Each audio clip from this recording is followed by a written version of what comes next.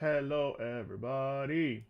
Hey guys, welcome into another Friday, which means another Patreon live stream where we listen to video game music. Some that I know, some that I don't know, but a place to gather and chat about games and their music. Hello, hello, welcome in. No, I cannot. Unless it's there, but it isn't, I don't think. In this today, I cannot. I'm having a great Friday. How are you? Sorry, anime episodes have been a little spotty this week. Didn't mean for that to happen. I will be filming some this weekend, mostly of Violet Evergarden. So, just in case there's some worries, that will be there. Happy Friday! Happy Friday! So many of my favorite names in the chat. It's good to see. It's good to see the gang and everyone who enjoys come and hang out. Yeah, I know, right? Sternicorn, I know, right? Good to see you guys, as always. Thanks for being here. Hopefully we've had a good week. Hopefully you've all had a good week. Friday, favorite day of the week, for many reasons. But more specifically because we get to listen to a bunch of really cool music that you guys bring me. And I think did we finally cross 2,000 tracks? What's up, Levy? Let's see. 1, 5. Thanks for saying hi, Sanker. Let's see. You had a long week work-wise? Oof, the worst. The worst. Hey, Kazma, what's up? Let's see. So,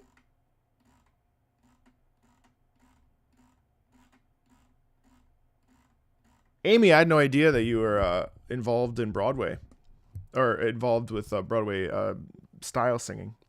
It was really. Oh well, we crossed 2,100 videos ago, so we've collectively since April 23rd, no April of 2023, so 2 years ago. We have officially listened as a collective group on these live streams on Fridays. We have collectively heard 2,000 and let's say 85 songs. And no repeats or minimal repeats? Preposterous. Hey Shiva, how are you? Preposterous. Absolutely mental. Absolutely mental. 2,080 songs. That's crazy. Roughly.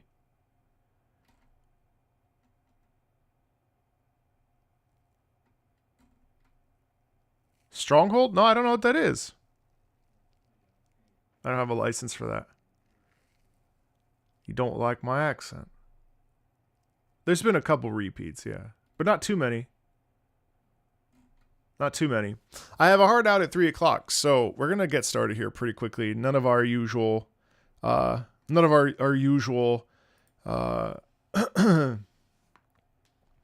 the word I'm looking for?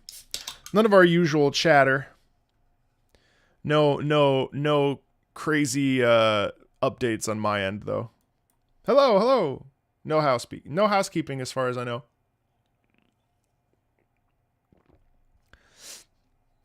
Oh, Stronghold, it's an RTS game? That's cool that they just released an... Oh, Definitive Edition, huh? Stronghold Crusader Definitive Edition.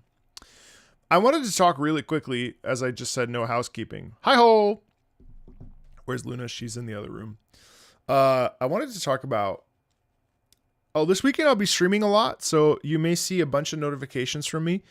I just have some downtime, so I will probably be online quite a bit. Do I usually stream every Friday?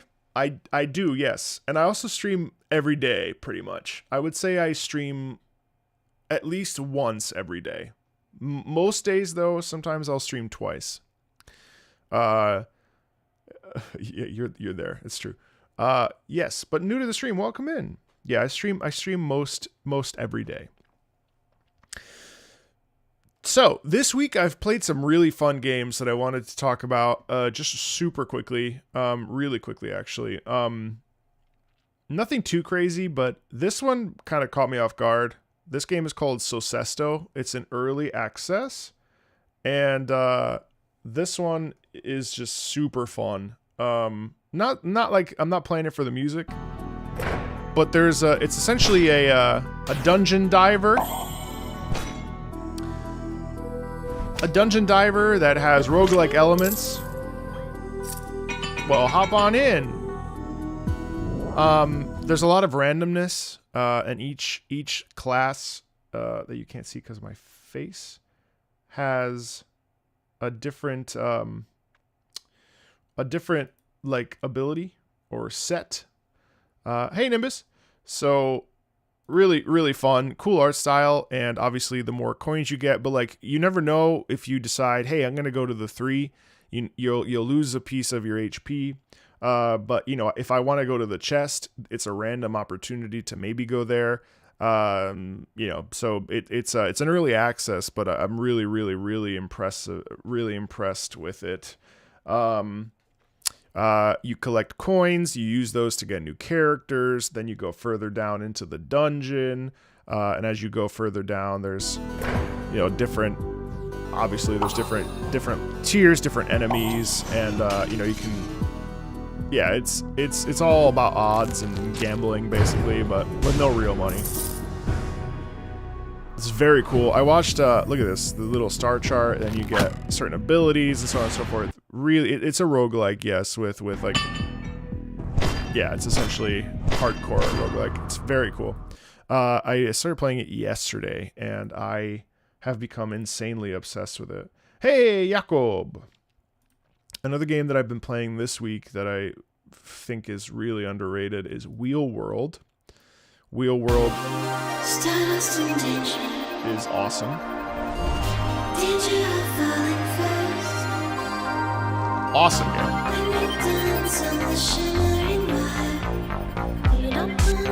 Terrific retro sort of synth soundtrack.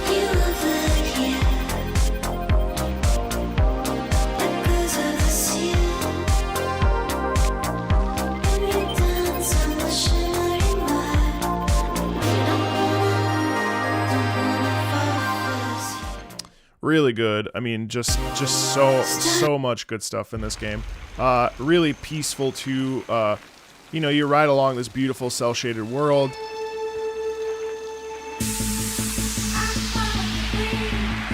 Just a really good vibe. Really good mood in this as well. You're trying to help this ghostly skull rebuild. Rebuild his bicycle, legendary bicycle, and then you take on these different racers, and it's all single player.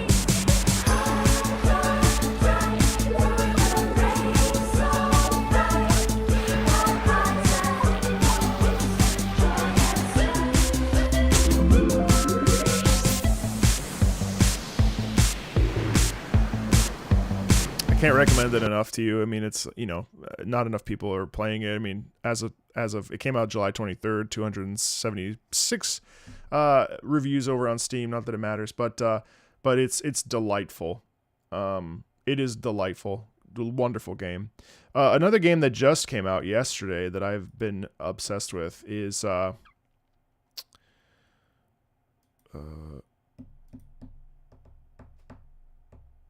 isn't it here?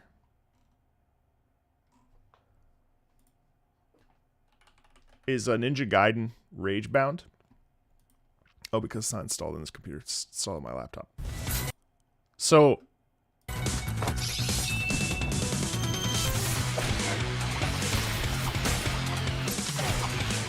it's so snappy. It's got like old school retro aesthetic to it, old school like vibes, play style.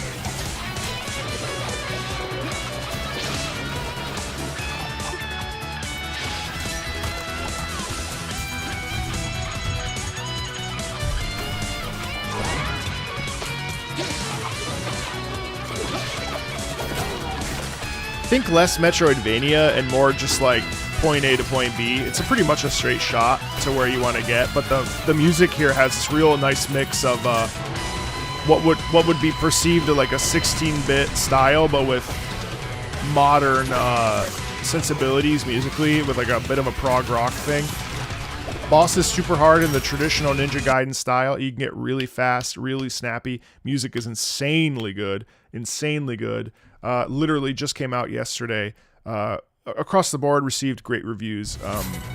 It's just honestly, I've how many hours have I put in? Yeah, 2.5. I'm already in Act 3. Extremely addictive. I really can't recommend it to you enough. It is amazing, and yes, it's the same dev as Blasphemous, so it has a similar art style. Yeah, very. It does have some Symphony of the Night sort of aesthetics, which is really cool. Those have been like the 3 games that I've really, and I mean, shout out as always to Windblown, which is one of my favorites, soundtracks of the year. And this has been in early access for a little while, but this is the same dev as Dead Cells. I can't talk about, like, it's another roguelike, but I can't deny how stylish this game is, how fun it is in early access, how enjoyable musically it is.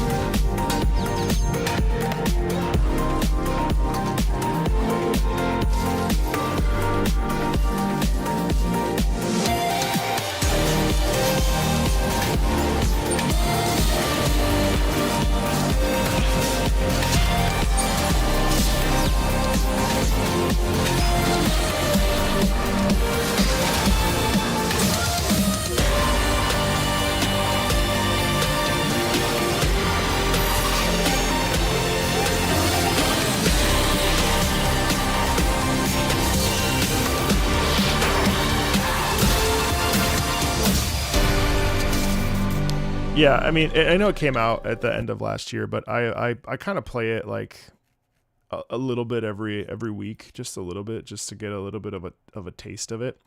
Then a game actually that I saw Bricky playing yesterday on Bricky's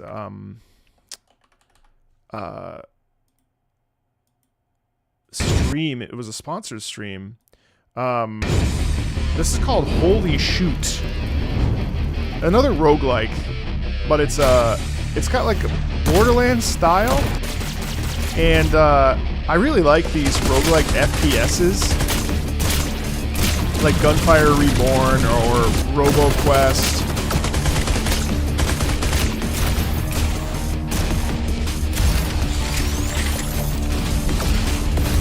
Another great soundtrack across the board.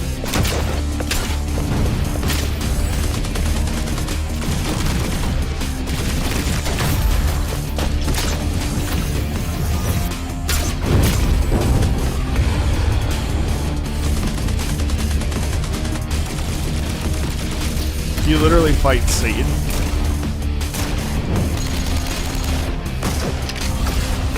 All the guns are really interesting.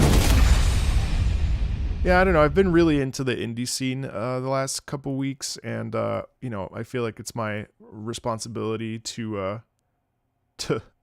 share with you the things that I'm playing. This one was also really interesting. That hasn't gotten a lot of buzz, but Eric's Home is really interesting, and I just wanted to share this with you. Gorgeous soundtrack. Reminds me a lot of the Desperados style. Good morning. Really, really nice.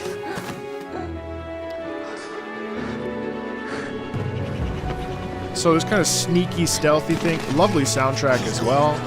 I can't help but at least articulate it and let you know about it. You, Hannah, and now you've brought the police here. Some good story beats. Really enjoying this. Kind of a slow burn for me.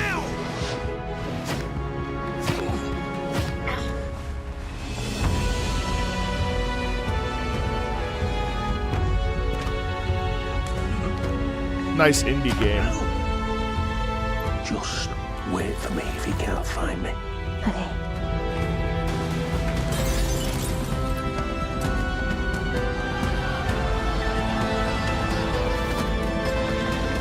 They will come for you. They will show no mercy, and I'll make sure of it.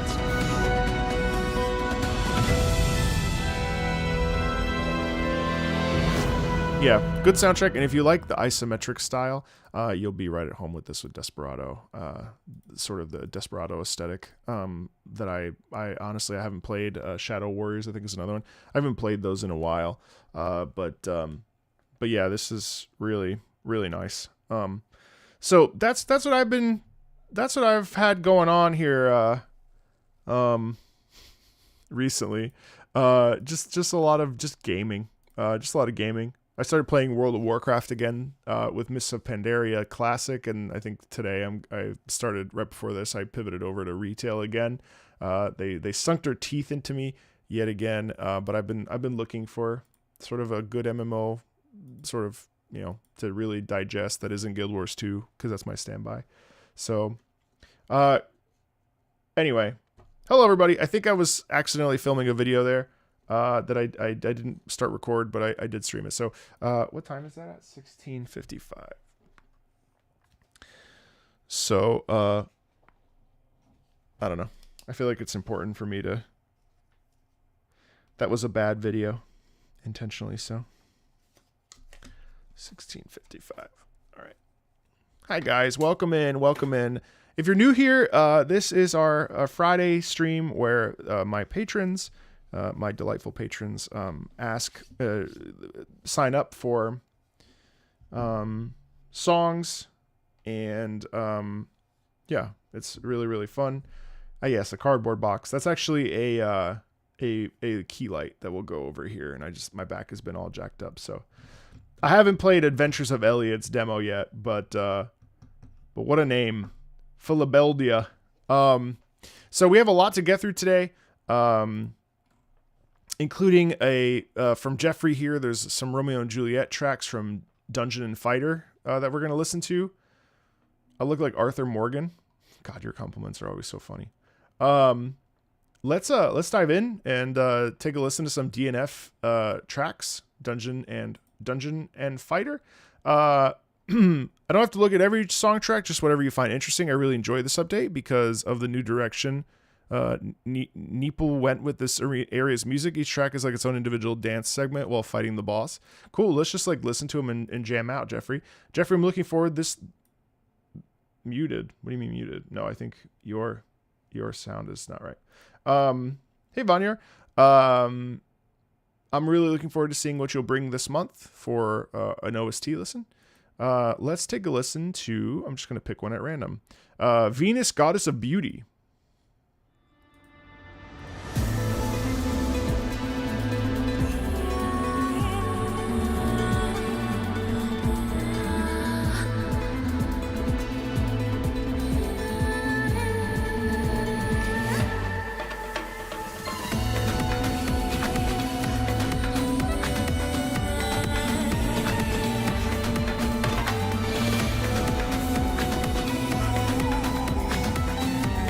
Wait, why?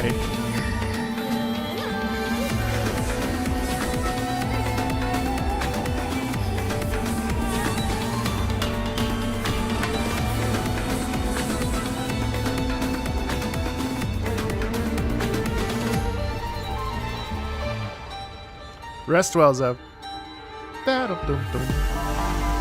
Oh! What a slow grind there. Da da da da yada, da da da yada da da yada.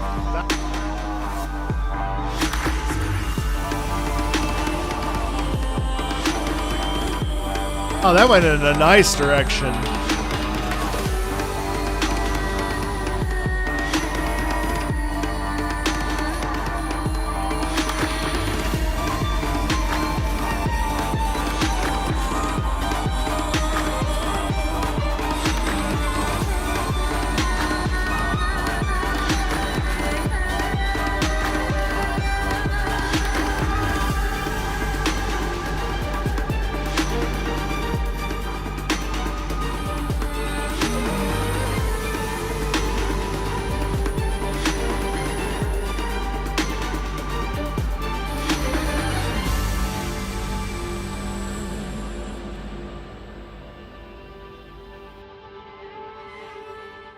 Huh.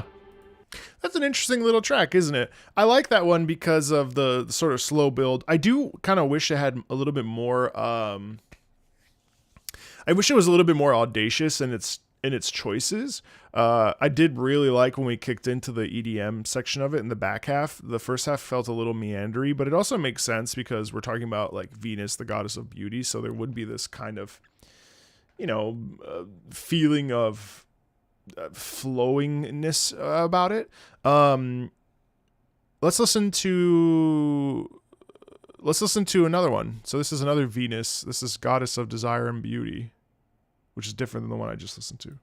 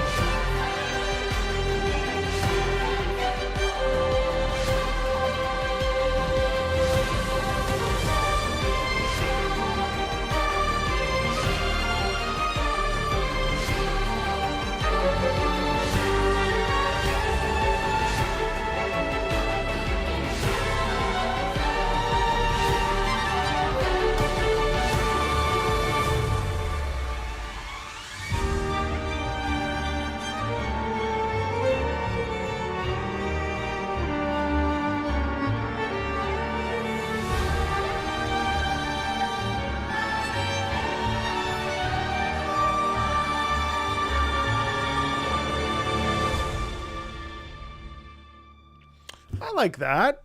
I think there's some nice push and pull in there, and again, especially like it's weird. On the one hand, I find it kind of boring, just because it doesn't really necessarily go anywhere. On the other hand, I feel this sense of danger and stress, and there's that fear element of Venus, where maybe Venus can conquer us with just one look, and her beauty is actually a weapon. I find that to be very interesting, and musically, especially when we pick up the pace a little bit near the middle back half. I loved the choral addition there as well. There's a lot of doubling that happened there that I thought really elevated the piece. I think it's a little simple for my taste. But I think it would be enjoyable during the fight, but like listening to it out of context like this, it kind of, I don't know, I kind of, it's easy to like tune out, which is kind of a bummer, because like there's a lot to like, I think there's a lot to like about it, but it doesn't really speak to me, even though it does. And Dungeon and Fighter is I know there's some really good tracks in here. So, obviously would I want to hear the rest of the playlist? 1,000,000% I would. Just out of sheer curiosity. We won't be able to do it now, but like if you were to sit down and like give me a playlist of Dungeon and Fighter music, I would happily go through and listen to it all, because clearly the music is of a good quality. It's just going to vary song to song, right? And I just happened to randomly pick these two. Hey, Regin, what's up? Hey man, there's no stress. No stress. Yeah,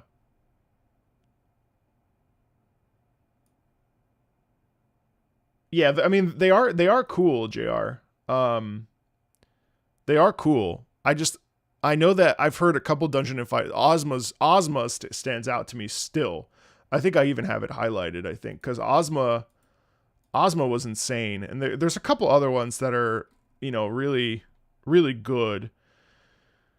But yeah, I don't know. Just those two were enjoyable. Yeah. But Jeffrey, I'm curious to see what you'll put for this month for an OST listen. Fire Emblem Warriors. Oh, actually, I do have some housekeeping. Ever since my video, first of all, actually, I have 2 bits of housekeeping. First of all, if you guys, there's enough of you in here that I feel you have today off. That's awesome. Can you list out like one game each? That would be enough. That you would like to potentially see me play. That is a bit on the longer side. I'm considering a playthrough of Cyberpunk and or Subnautica. I don't really have anything. Mafia of the Old Country, the gameplay looks real dooky, so I think I'm gonna skip, even though I feel my Italian heart hate. I mean, I'll probably buy it and play it on my own. I don't think I'll stream that. But there's nothing going on until Metal Gear Delta on 8/28, which I will be playing into September.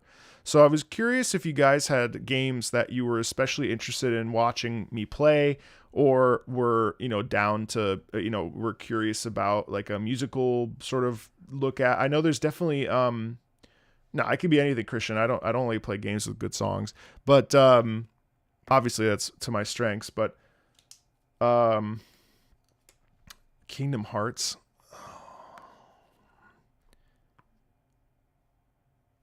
Yeah, Subnautica, KH. I'll put it on there. What else you got? Get Over It.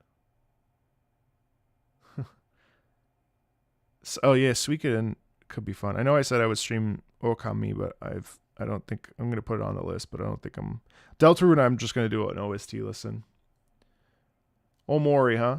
Arc. No, I won't put that on the list. Marco, you should play Legend of Heroes Trails in the Sky FC and SC.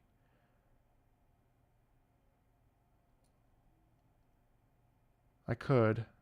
Stray would be cute. I've played the first Little Nightmares on stream. Ys I love.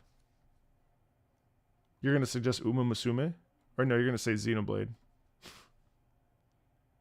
Oh, Ace Attorney. That could be fun. Yeah, Stray seems like one of those that you just should play.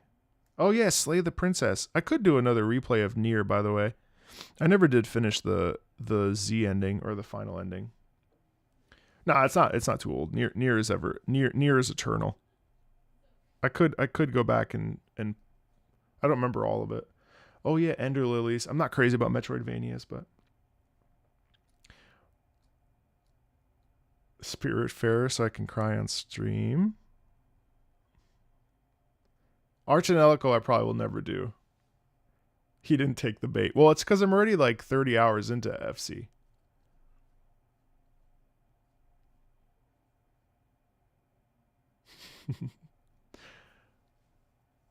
Escape from Tarkov. I would keep Escape from Tarkov. Oh, Somnium. I am in my visual novel era. Could also just stream me reading fucking Fate Stay Night.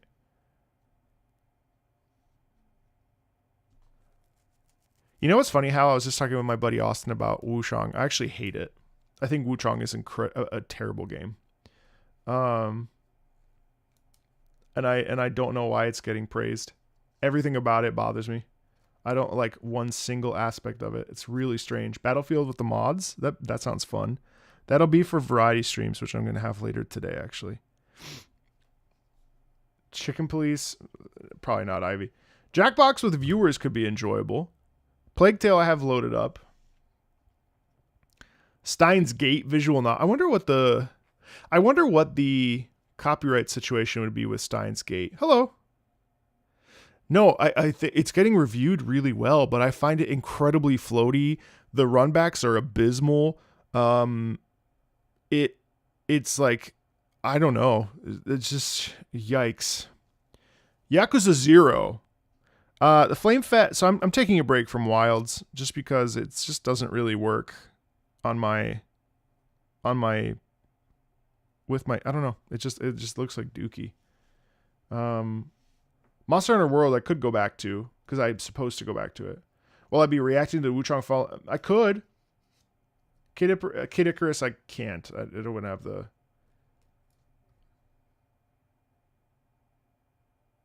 The problem with visual novels is that I fall asleep. I only play visual novels. Spider-Man games, I've already played them. Banyar, I played them really hard. Modern RuneScape I've heard a bit of, but not a lot. It would definitely be on my it's definitely on my list. Didn't I never finish Nier Replicant? No, I never finished Nier Replicant.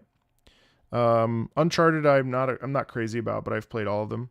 I could try FGO. No, I won't. That's a pitfall right there. Appreciate you wrenching. I won't be able to do that. I feel like that's a pretty good list.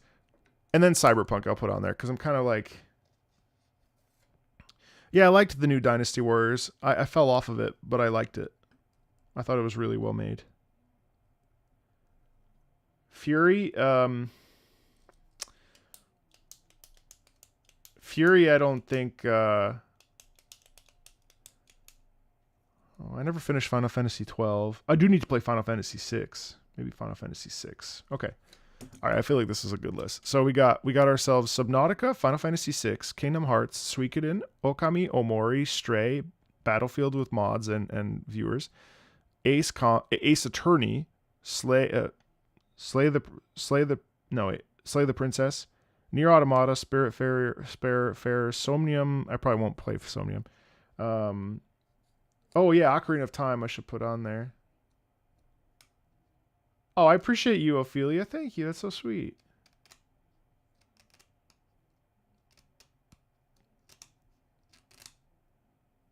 There's so many different anime for Fate. You know what I started playing again yesterday? It was Fate Samurai Remnant. Oh yeah, Eastward. Really nice. Yeah. The problem with Fury is that I just don't want to like suffer on stream because I mauled. I'm already doing that with Street Fighter. I don't need to do that with something else. I'm legitimately considering Kingdom Hearts.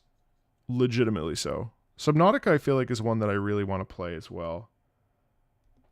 The VN is long, I know. Samurai Remnant is very enjoyable. Ace Combat 6, thank you. That's on my list. Thank you. Okay. I'm debating doing a subathon, to be honest. And just because August is pretty slow. Subnautica would be fun. Yeah, I think Samurai Remnant is legit the best Fate game. It's really, really good. Really good.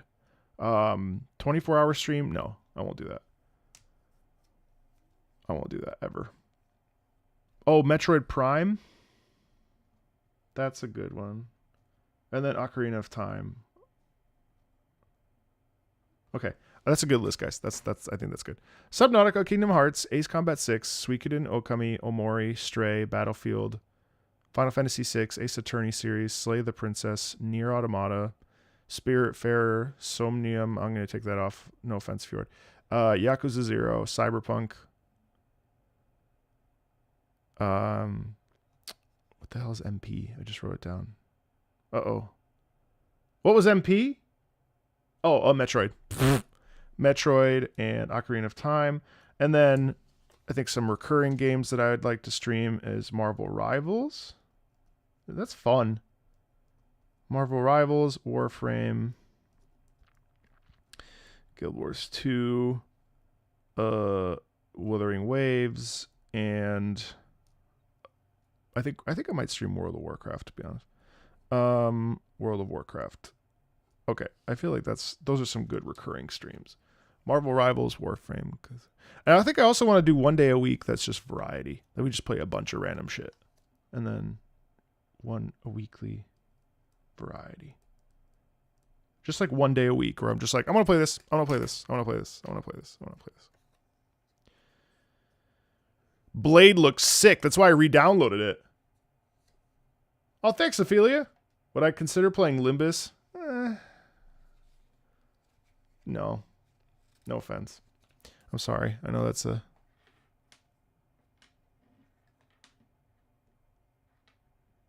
You have today off, but you have to work next Friday? Where are you at? Renshin. Where are you?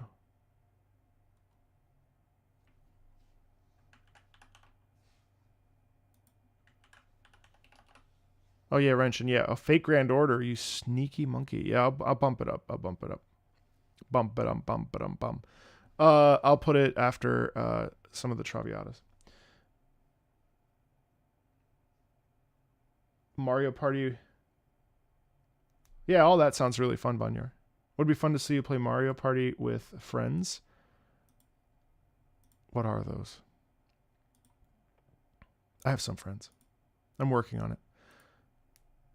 Ape Escape. All right, let's keep cracking. Anyway, I just wanted to... It was your birthday yesterday.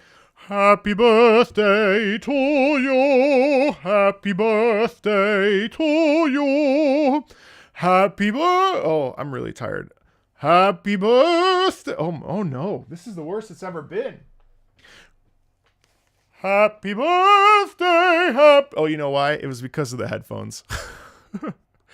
Happy birthday, happy birthday, happy birthday to you.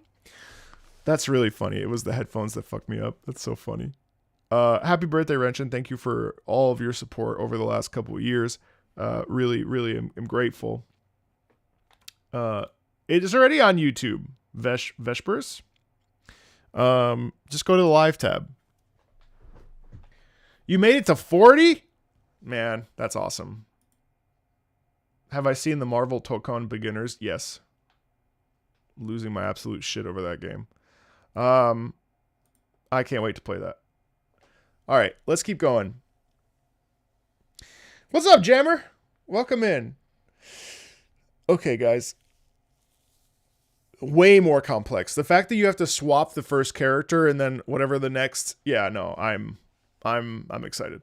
All right, Fire Emblem 3 Hopes. And I wanted to say also, before I keep going, thank you for just the outpouring of support over this idea of making bad videos. That means a lot. I'm really entering into my like YouTube streamer kind of living, like just doing stuff that just feels good. You know, and I know that not everyone here is a patron. I don't need you to be.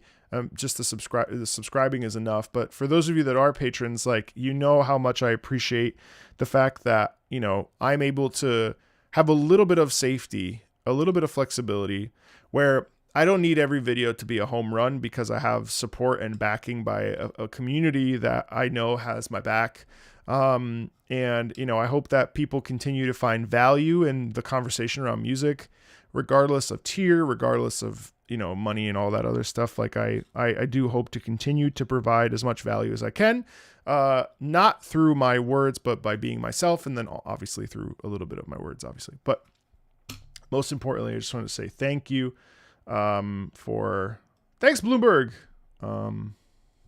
Yeah, it's been nice to be able to, you know, foster a community and just get back to having fun. So, yeah, I really appreciate it. Okay. Fodlan wins Inferno. Wait, from Warriors? The rock and roll version of Fodlan wins. Really? Well, I don't need the comparison because I know what this sounds like. Yeah, I appreciate that, Sparrow. Thank you. Yeah, I think you're right. just being able to discuss it with a little bit of education in it, I think is not to be taken for granted, which I think I was trying so hard to prove myself to others. One of my therapists 2 weeks ago said, instead of saying I'll show you, say I'll show me. And I found that really interesting. Love it. Here's the thing about rock. These others suck. Sometimes, yes. We do need others sometimes, which is, makes it complicated. Here's the thing about, not to stop right away, but here's the thing about rock anthems and rock reinterpretations of things. They can suck. But here, what we hear is this the electric guitar in the background actually presses into the thing that we hear in the original and actually expands it and makes it more visceral. And I think that's why it's so cool right off the bat. What a sick intro.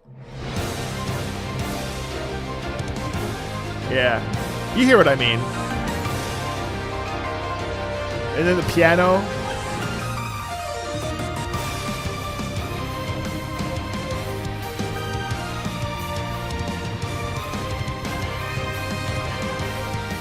All right, I'm going to say something controversial and say that I actually prefer this to the Fire Emblem original version.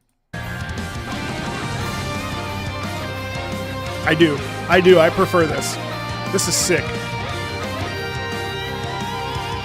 I agree.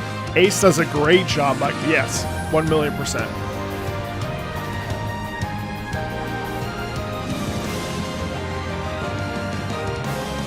Nah.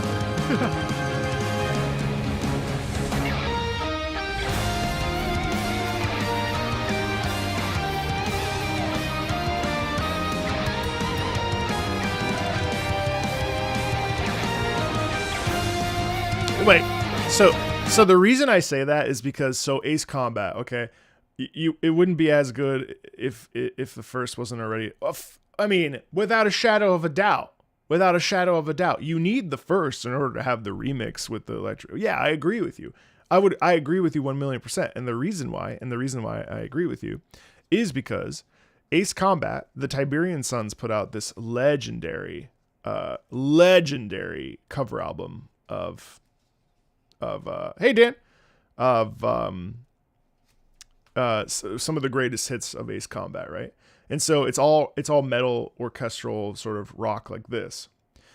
And I tell you, I've listened to that album so much that it's already at the point that I can't listen to the bass songs anymore because my ear has ingrained the remixes and the riffs that I hear in the Tiberian Sons cover album. So yes, Tiberian Sons Devil Spear is 1,000,000% peak. 1,000,000% peak. It is so good. It is so good. Can I give music recs? This is for patrons only, but you're welcome to hang out. If you want to join the Patreon, you can, but there's no pressure. It's just that this is just one of their perks. We do it every Friday. So we can't today, Tutko. But once a month I do music recs for the public, and I didn't get to it this month, but I will next month. Yeah. So anyway, I think you're right, Vanyar. I think without the original writing, we can't actually have something as good as this or as interesting as this. But in this particular instance, this track smacks.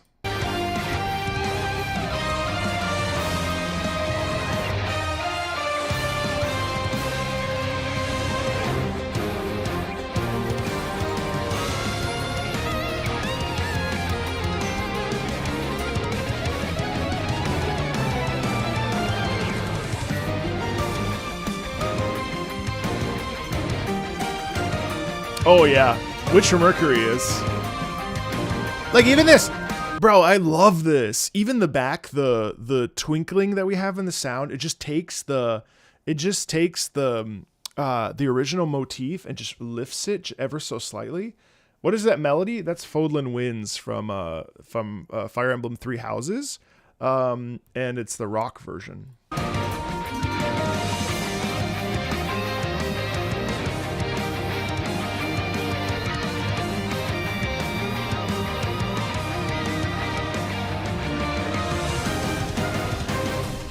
Oh, the slight delay there?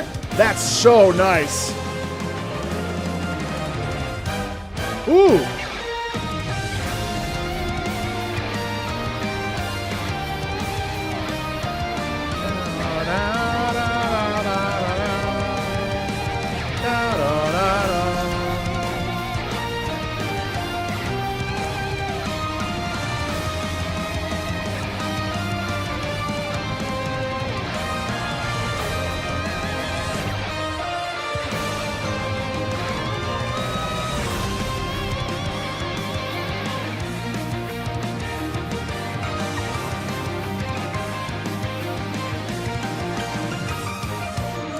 Also, they shift the rhythmic. Sorry, I'm shouting because it's loud in my ears. They also shift the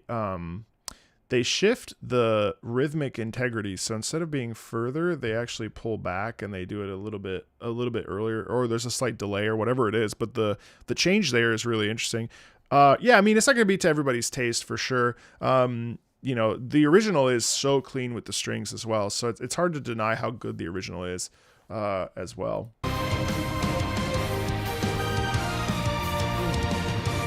Also here, there's like some baby syncopation that's also really fun. Did you hear that? Listen to this. I think that's really cool.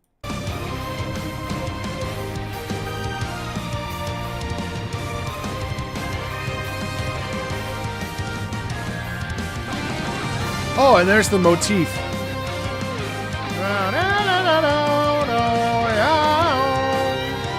So wait. Question, is the entire Three Hopes soundtrack like this? With Inferno mixes? Da da ya da da ya da da da ya da da da da da. Really?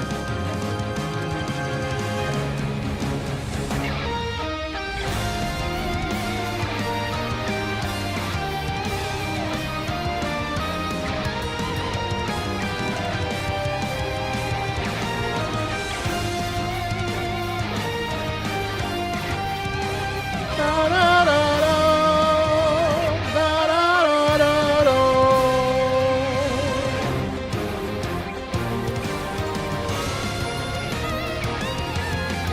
Oh my god, what a riff!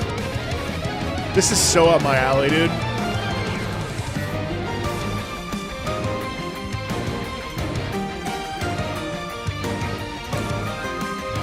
You want to rip off my nose and feed it to your starving family at supper?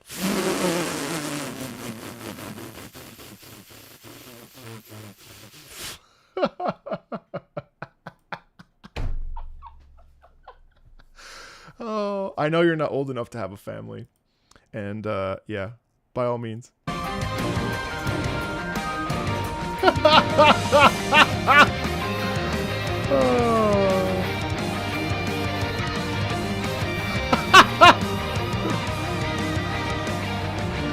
What a shithead.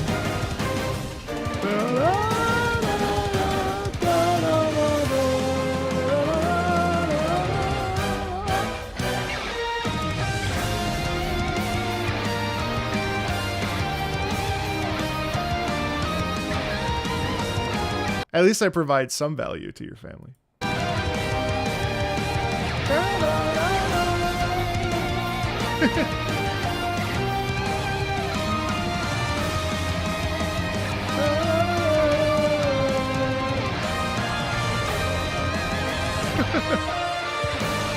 That's fucking hilarious.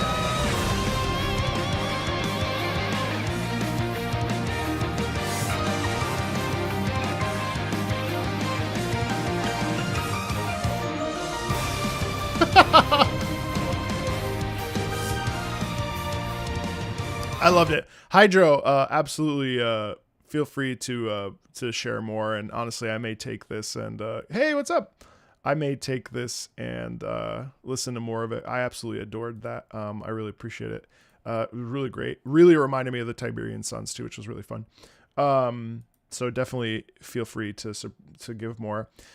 You know, I think like maybe like me from a month ago would have gotten offended by someone making some sort of commentary on my physical appearance, but that shit is so fucking stupid and funny and pathetic and like what kind of a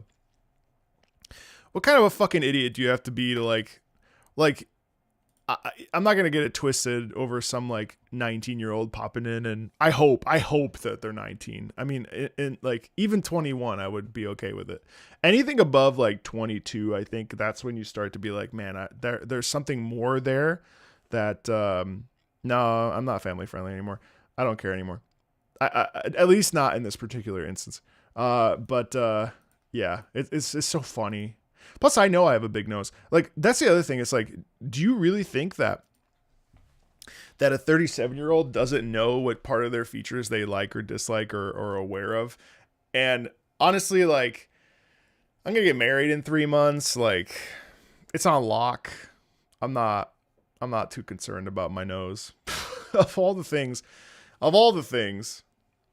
it's true. I do need to think about the 10 extra cents. So I'm not gonna stress it. Final Fantasy VII Rebirth. Oh boy. On our way. Oh, Calm City. I do like this. We Italians have noses. They are usually pretty big. Yeah, I know my nose is completely fine. Yeah, oh, thank you, Sergio. Oh my God, Bubble Butt Lover. Nice to have you here. I'm so happy that you came over from Mylan's stream. Oh man, so happy to see you. Such a cultured name, Bubble Butt Lover. Frankly, if I could have named myself that, I would have done the same. So, yeah, that nose allows me to smell music. Is true.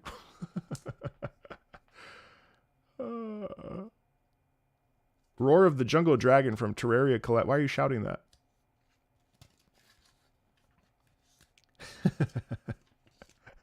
Good day. Man, that hangout with Mylan, I haven't laughed that hard in a long time. Hey, Sombra online. Anyway, I didn't mean for us to get derailed, but I was just thinking about how that guy popped in and started fucking talking about my nose. The way he yelled, I don't know if everyone was here for that. I'm sorry. I'm going to play it because this shit was hilarious. That was one of the funniest things I've seen in a long time. Chat, watch this. You're not going to make that at all. You're nowhere close. Okay. A different plan? Yeah. Follow me! Okay. What the fuck? Whoa! Do you change the title of your YouTube stream?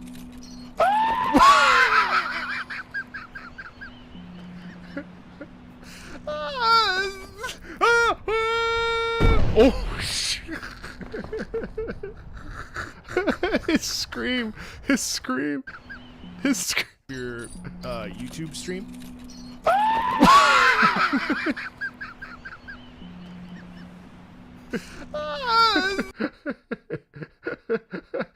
It's still so funny.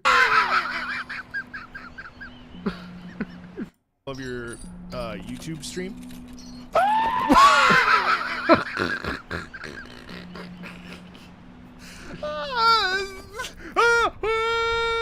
Oh yeah, you're right. I fell directly on his body. That shit is so funny. This is peak.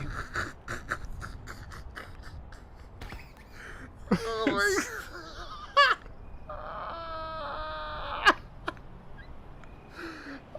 What the fuck? This shit cracked me up. Wait, I got another one for you. Some of you weren't on that stream. Listen, look how funny this is. Okay. Can't go too loud though. Fuck. Hang on, let me go up to a high note. Okay. Can't go too loud though.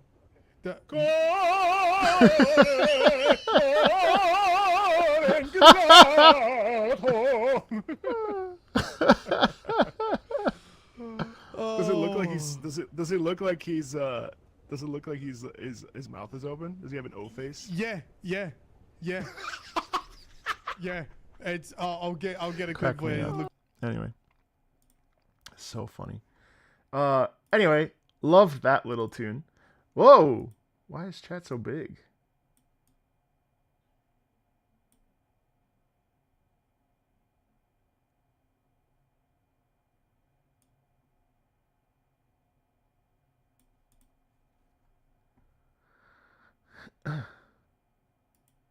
Is there any chance there'll be reacts posted today on the Patreon video? What does that mean? Anyway, Hydro, I like that. All right, what's next? Love the strings and the accordion, modern town music. Yeah, you know, Calm always had a really good Goodbye Thinker? No. On Our Way. I actually like this theme. I actually liked how they reworked this. Hey, Cammy!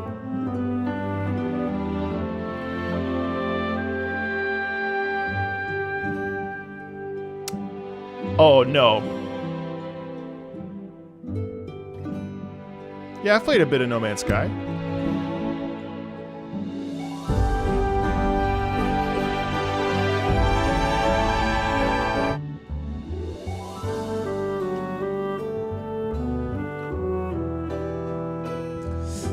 Here's the thing, though. Yeah, what's up, Borg? I haven't played it yet. I'm going to play it this weekend. I'm really excited about it, H1. Here's the thing, though. This Calm's On Our Way is so good, even in the original. Just for the sake of... On Our Way is such a good theme.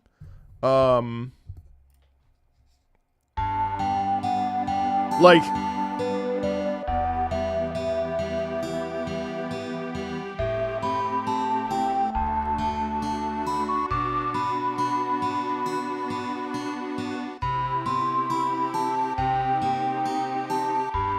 Oh, in VR, I'm sure it's nuts.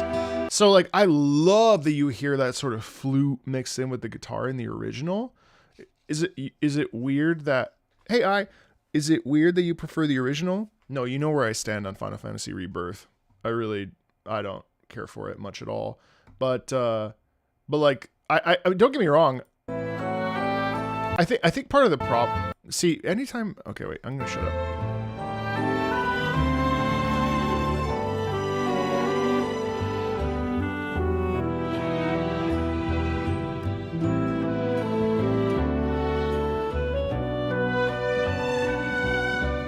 Yada yada da, yada da da da, yada da.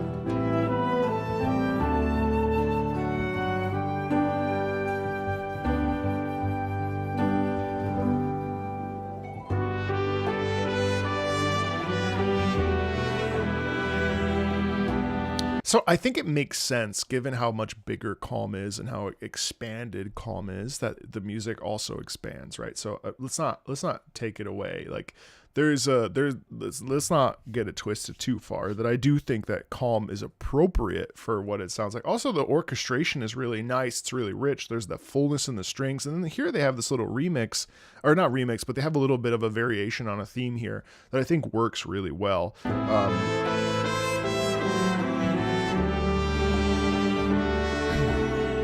Yada, yada, yada, yada, yada,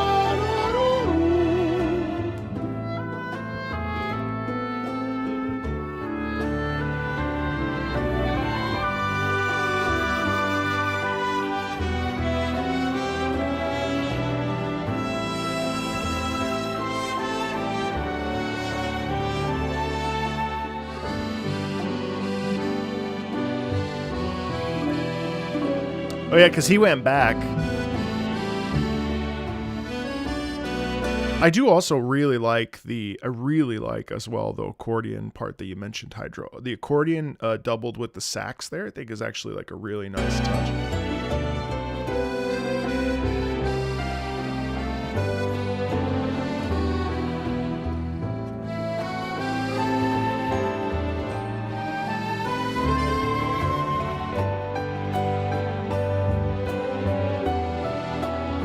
See, and then here it's like it kind of expands on itself.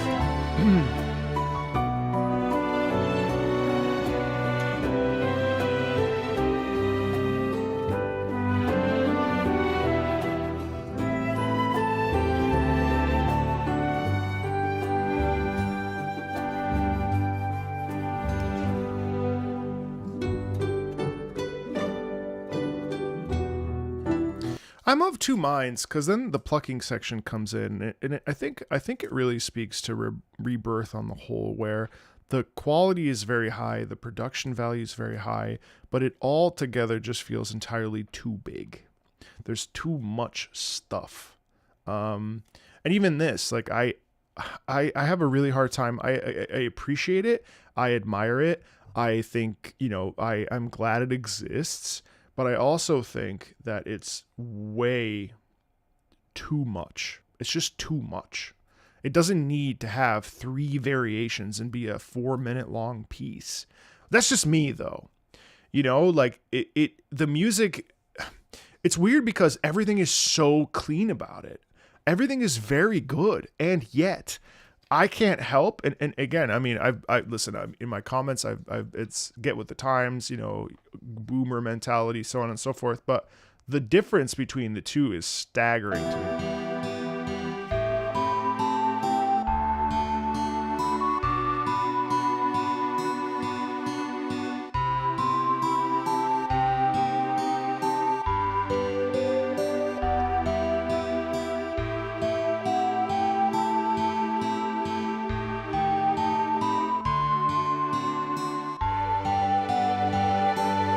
Like, do you hear how much simpler that is?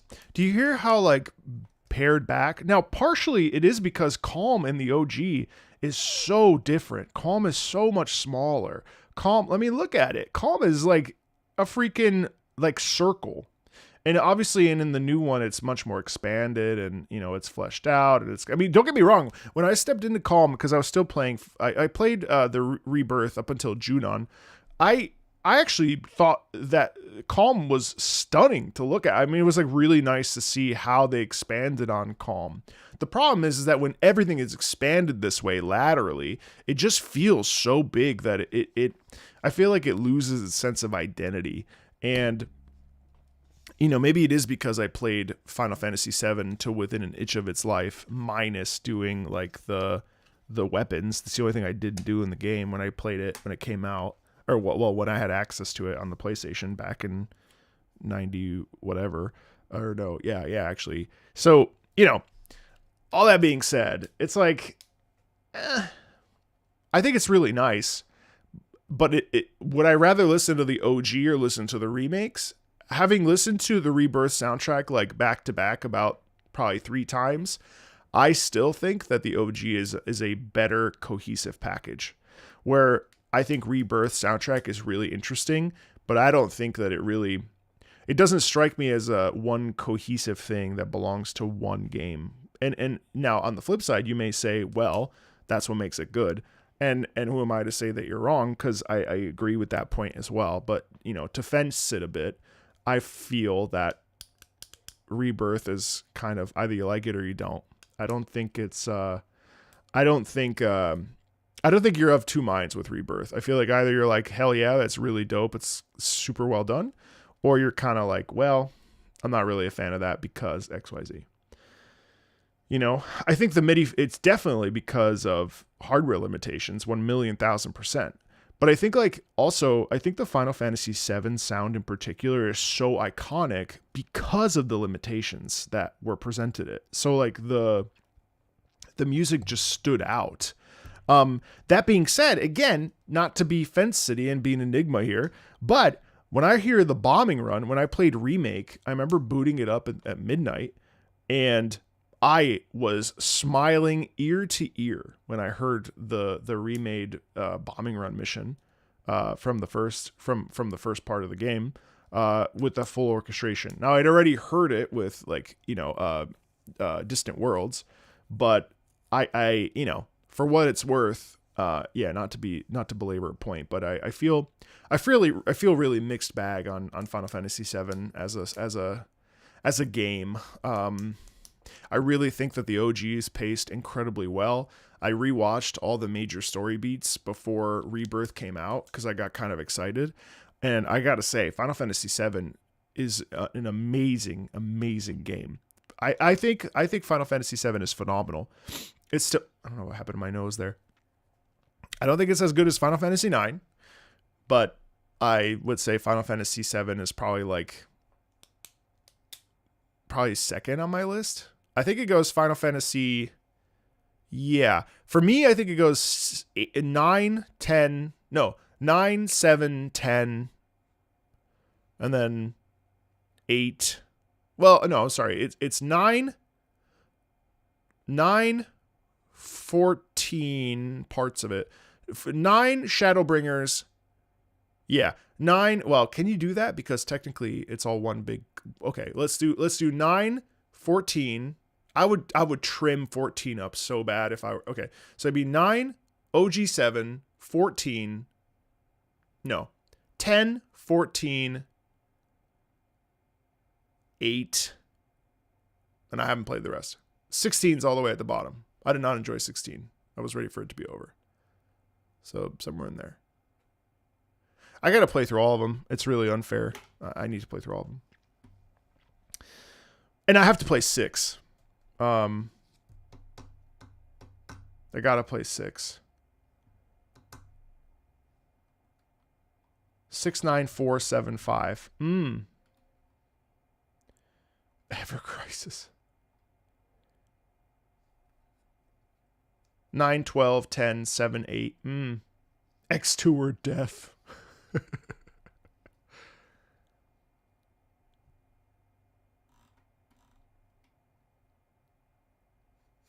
Curious what I didn't like about 16. 16 just had like an MMO formula, but in a dungeon. It was like hallway, small group of enemies, hallway, small group of enemies plus big group of enemies, hallway, boss. And that was, by the time I got to about 15 hours in, 15 hours, because I played it over a weekend, and maybe that's part of it too, is that I kind of rushed it. I was like, okay, hey, thanks, Chewy. Thanks for using your Prime sub. Oh, and I put 15. 15 is actually, I liked 15. It was a freaking mess, but I liked 15. I really did. I did everything in 15. I really liked 15. Base, not even Royal. I did the Adamantoise fight. I did everything I wanted to do in 15. I still find 15. I'm a 15 apologist. I really like 15. And I absolutely love it more than 16. All of it. Listen, I played it for another at least 10 hours after I got the Regalia F, because I loved flying in that world. I think turn-based going back would be really cool. I listen, 16 had really nice characters. I really like the characters. I really like the icons. I really like the structure of like what they had cooking there. I love the setting. I thought the characters were extremely interesting. By the end of it, I couldn't wait to be done. I felt like Barnabas was just kind of thrown in the mix at the end. Don't get me wrong, badass. I didn't care for the fight too much. And then at the end, I was just like, what the hell? It just like deviated so sharply. I just couldn't wait to be done with it. The combat also I found incredibly one note and repetitive after a while for me. And then the end kind of felt like, okay, be sad now. So I don't know, but I loved the first like the demo right at the end of the Phoenix and Ifrit. Loved. But it was basically just 14 in 16's body, and that kind of bothered me. But yeah. Anyway, Hydro, way to go! You got us. I'm gonna make that into a video, not all the last part, but Nathan, can you just chop up the comparison between the two calms and then some of the after chat? That was at 109. 13. Thank you. Look at me being a YouTuber. Also, in 15, when you get to the second area, the forest area, and you see those two massive, like, quadruped, like, horse monster things that are in the water, I was mesmerized by that. I just remember being like, holy shit. And then you could, like, walk close to them and walk near them, and, like, fish around the same area. Yeah, the Xenoblade moment. Yeah, exactly. Yeah, I'm not crazy. I'm not. I'll play any Final Fantasy just to like. I really do love Final Fantasy as a whole, and like, there are only Final Fantasy 7 fans. There are only Final Fantasy 16 fans. Now I haven't played every Final Fantasy, and I definitely need to play 6 in its entirety.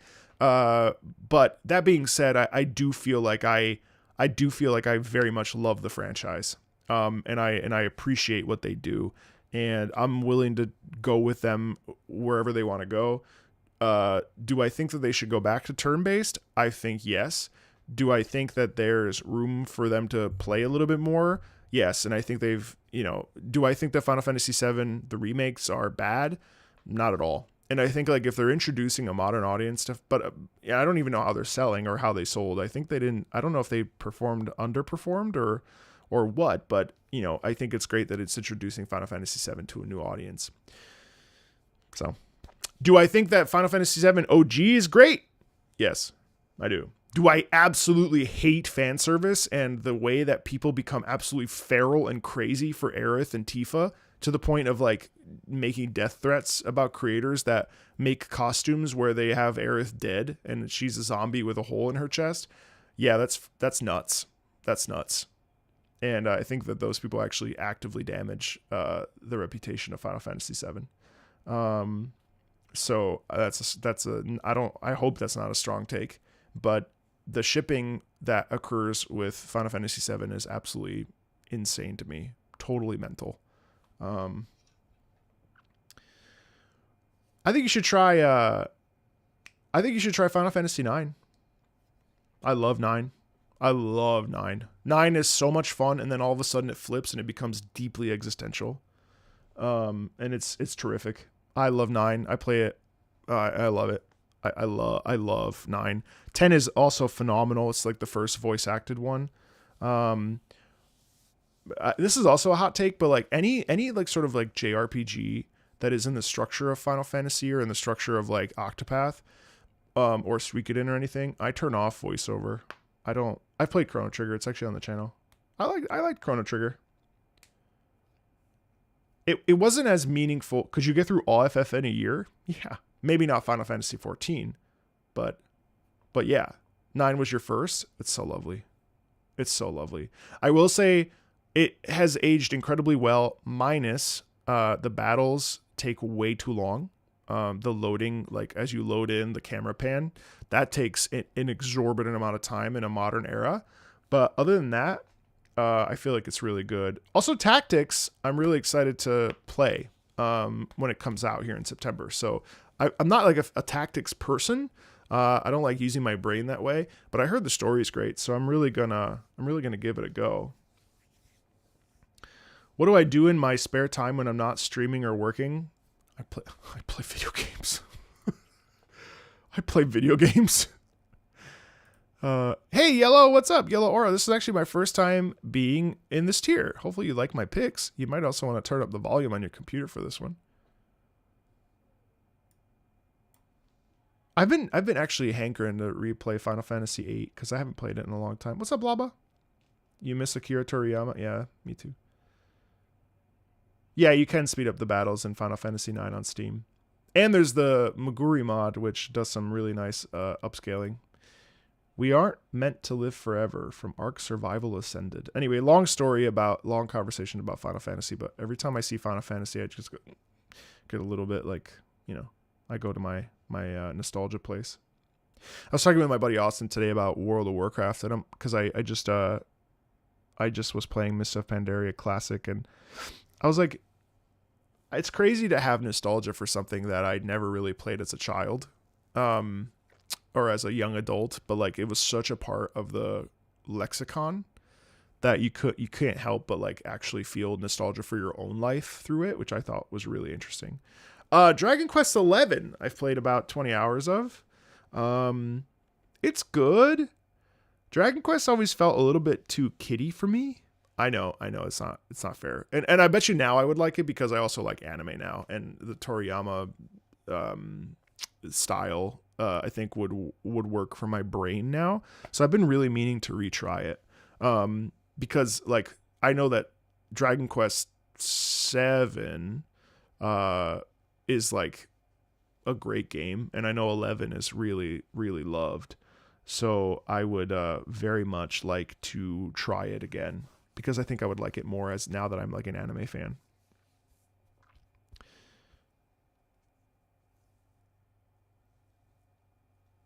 You heard 8 was the best? Which one was the one with the... Oh, yeah, you know what? I'm thinking of 8 as well. That's right, 8, yeah. I've heard great things about 8 and 11.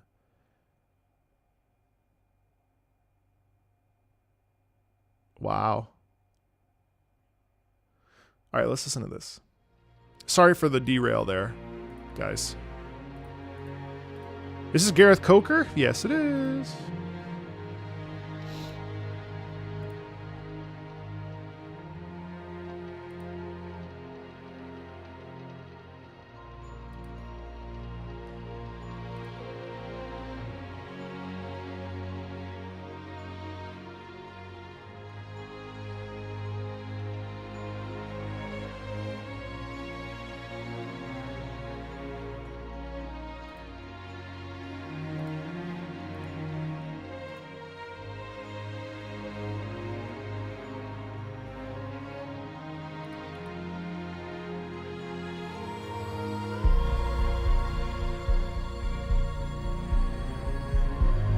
Wow.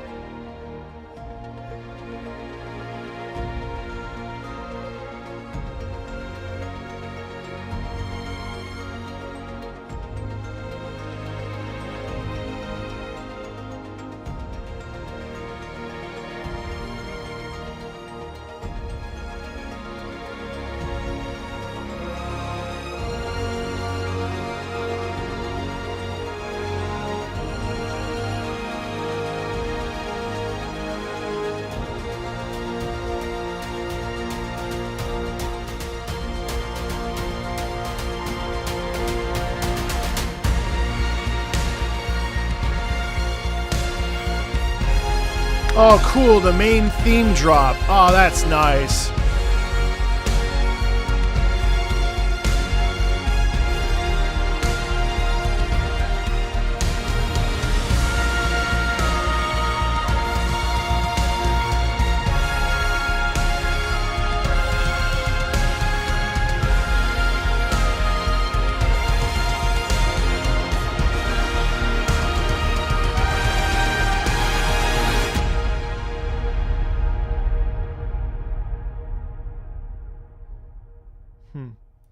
I think this is the kind of theme where the front half of it is like sort of, it's easy to take for granted because you want to get to the drop or the payoff that happens later on. I actually have a video about this that maybe some of you patrons have seen already. But I really admire the sort of natural build that goes on through this entire piece that, and you can even see, it's funny, you can even see the listen pattern of people where we're seeing a natural sort of increase here. Now, the most replayed part, this is like such a bugaboo for me, but I really dislike how most people skip to the drop. And like which invariably means that this whole section is unsexy, which is not really fair, because you kind of need this. You need this, the luscious strings, the fullness, the rich movement, the twinkling sky, the space, the heartbeat, the lovely, lovely vocals over top, lovely sublime vocals over top, by the way. Very, very ethereal and very, I think, descriptive of the idea that we aren't meant to live forever. It really, I think the vocals sent home this concept of, life and death. And I think they really add so much to then skip to the final most replayed part is a disappointment. I think, even though it is the coolest part, of course. But yeah, I think that's a really lovely track, and I wish that Arc was playable, in the sense that I wish that I had, like, I have interest in playing it, but the act of playing it would, just not. It would not work for me. So, lovely piece. And Gareth is such a prolific, terrific composer, and really is smart, because he knows how to mix and match the synthetic soundscape with like really lush and full orchestral writing. Yeah, it's pretty cool. Fire Emblem Engage. Last Engage, player incantation. This has the Fire Emblem Engage theme instead of the Fire Emblem theme. You'll pick it up once you hear it. Let's listen.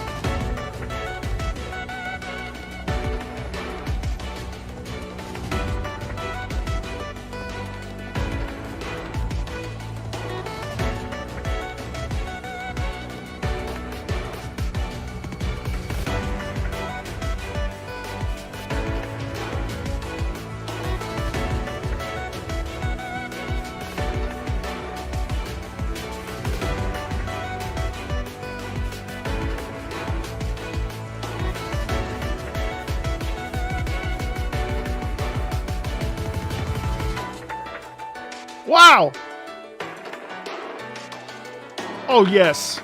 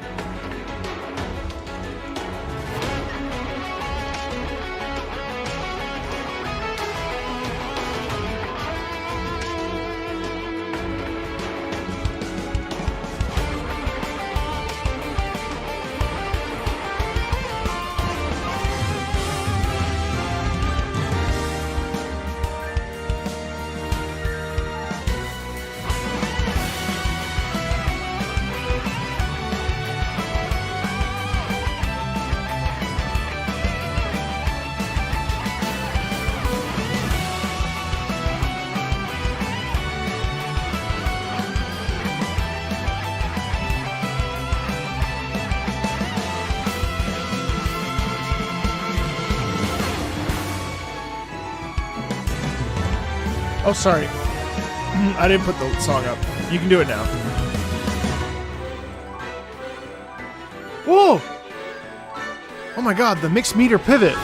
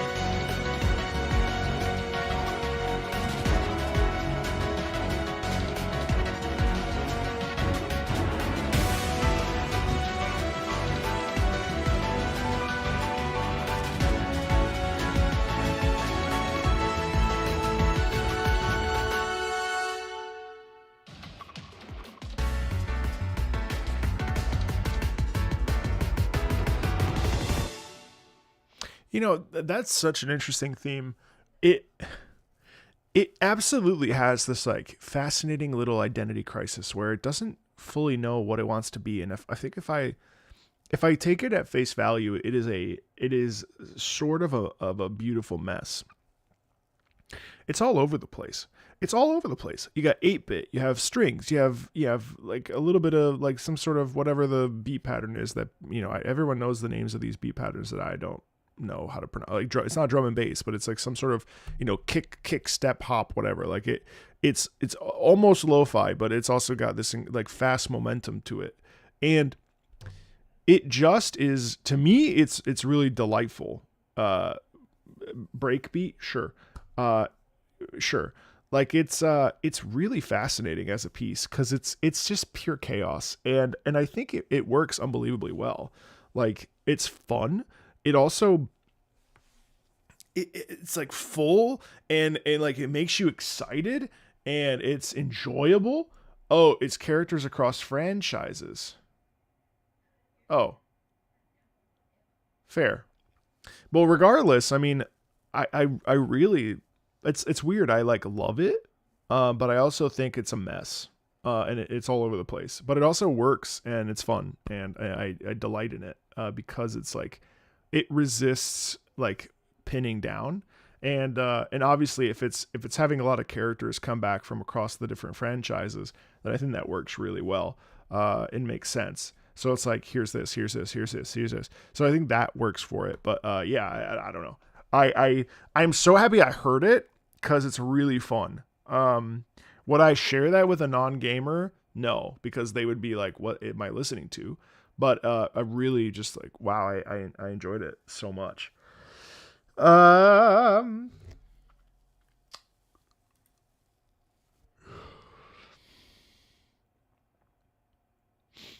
most recently, my favorite comments I've gotten recently were I was doing a live stream with Amanda Rochelle for Warframe for her first time hopping into Warframe, and I was like trying to explain modding to her. And I turned to chat, and my Warframe chat is, if some of you are probably in here, is just the best. Like so thoughtful, so no one's pushy, everyone's really kind. They just like enjoy vibing and hanging out. What a great little community. And I'm always happy when I boot up Warframe and I'm like, why are there 200 of you here? And they're like, we're just hanging out or whatever. Like it's just the best. And I was like, chat, how am I doing? Because obviously, like modding is difficult to explain, and I'm very bad at explaining things generally. And it was hilarious because everyone in chat was like, "You're doing great." And then some comments I've gotten afterwards have been like, "That was awful. You explained that so incredibly poorly. You're a bad teacher." And it's not like explaining why I was bad at it. It's just saying you were a bad teacher. Can I just tell you how freaking funny that is? It's like, bro, what the freak? Like, chill out, man. It's not that deep, but it's just so funny because I asked the question. I said, "Am I a good teacher?" And it's really funny to see people say, "No, you're not." And that's it. Oh man, cries. So funny. So funny. People are crazy. People are crazy on the internet. Light patches of sands below you. Calm and relaxing for now.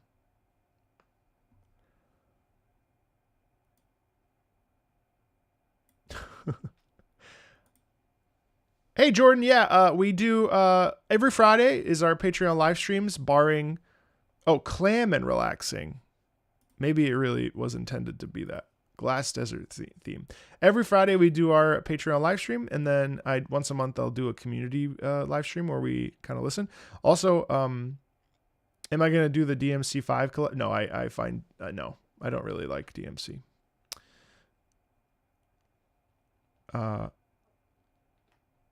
Yeah, exactly. DMC, I don't really have much attachment to, so I'm skipping that collab. I got Selena and Vera, and I'm good. I'm go back.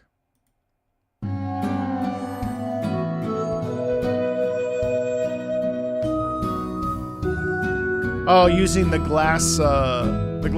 What's it called? It does actually say clay. I know it does.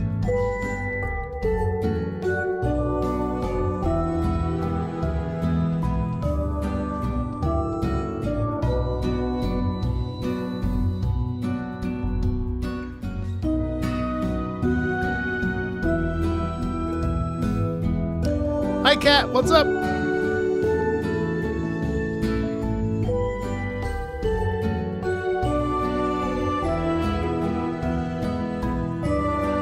Desserts?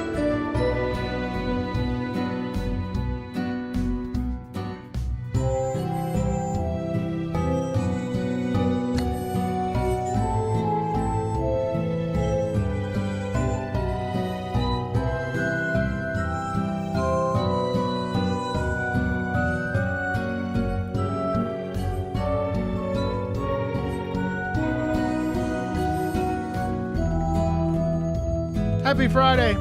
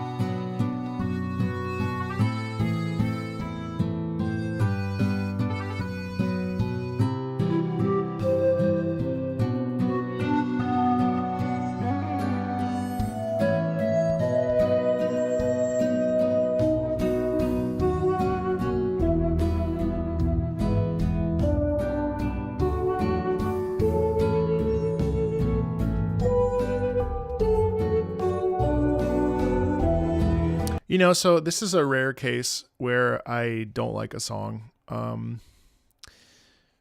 as I'm listening to it, I am asking myself, well, I think in context it would be really, really sweet, but it lingers on two things that I don't like, and that's tone issues. So obviously the glass, what is this thing is called? I forget what it's called. The glass like harmonica thing. That sound, I don't like it. Number one. And number two, it veers towards country and like that sort of ranch hand sound. Like, welcome to the ranch. I'm going to help you I'm going to help you buy a house today. All you got to do is push 1 and collect all the slime. And so the combo of those two things it's not unbearable, but I really, like, I think Slime Rancher is really cute, and I think, like, this would work unbelievably well in game, so I'm not going to be like, this song absolutely sucks, but, this particular song, Slime Rancher leads to a rant. Okay, guys! My bad! But yeah, this one's, I want to keep listening to it, though.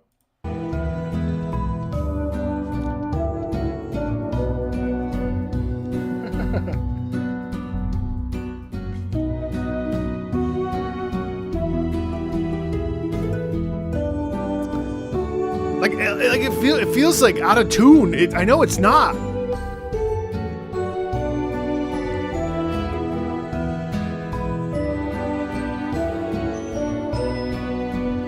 And there is a sound of there is that sound right there of like the joy of seeing the desert and how beautiful it is and how it twinkles and shit. But like, it's not.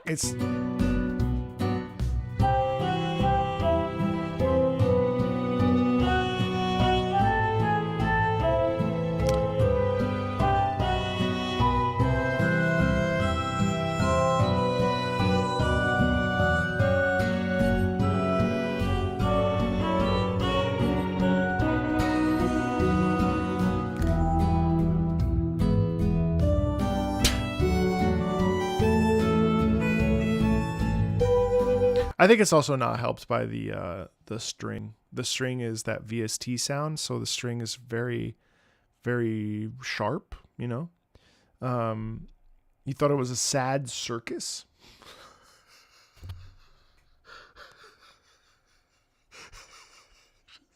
Just the image of a bunch of like, I'm a sad clown.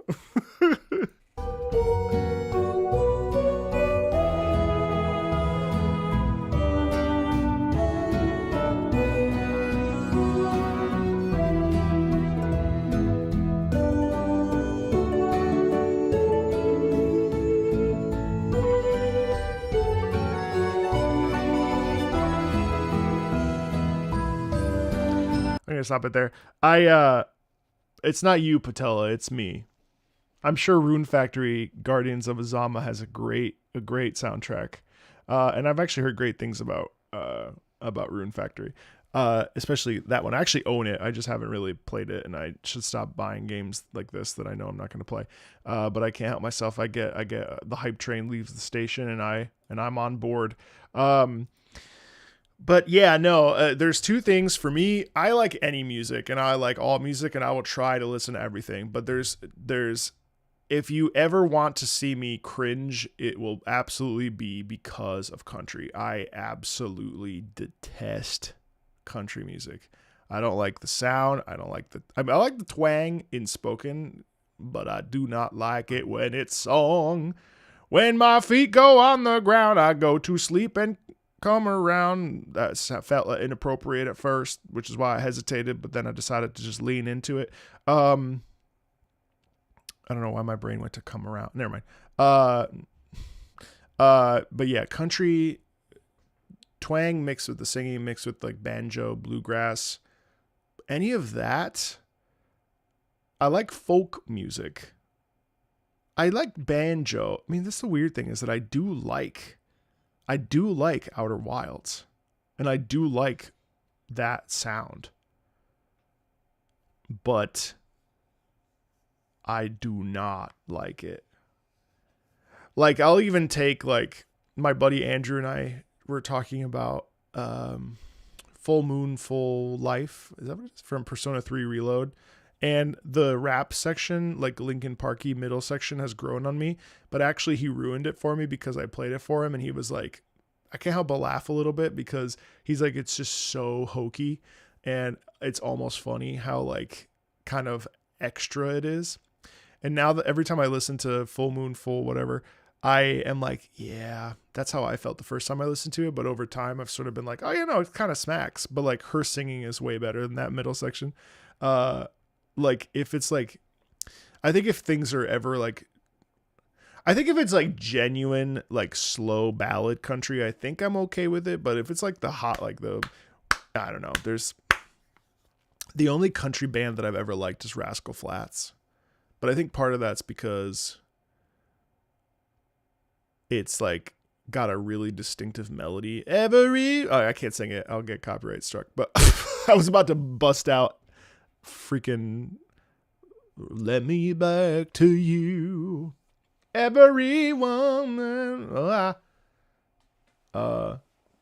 I don't know that one, Sergio. Every time I hear the word hokey, it makes you feel old. Oh, hey, Bayo, yeah. Bayo, I may have time later today, by the way. I'll keep you posted.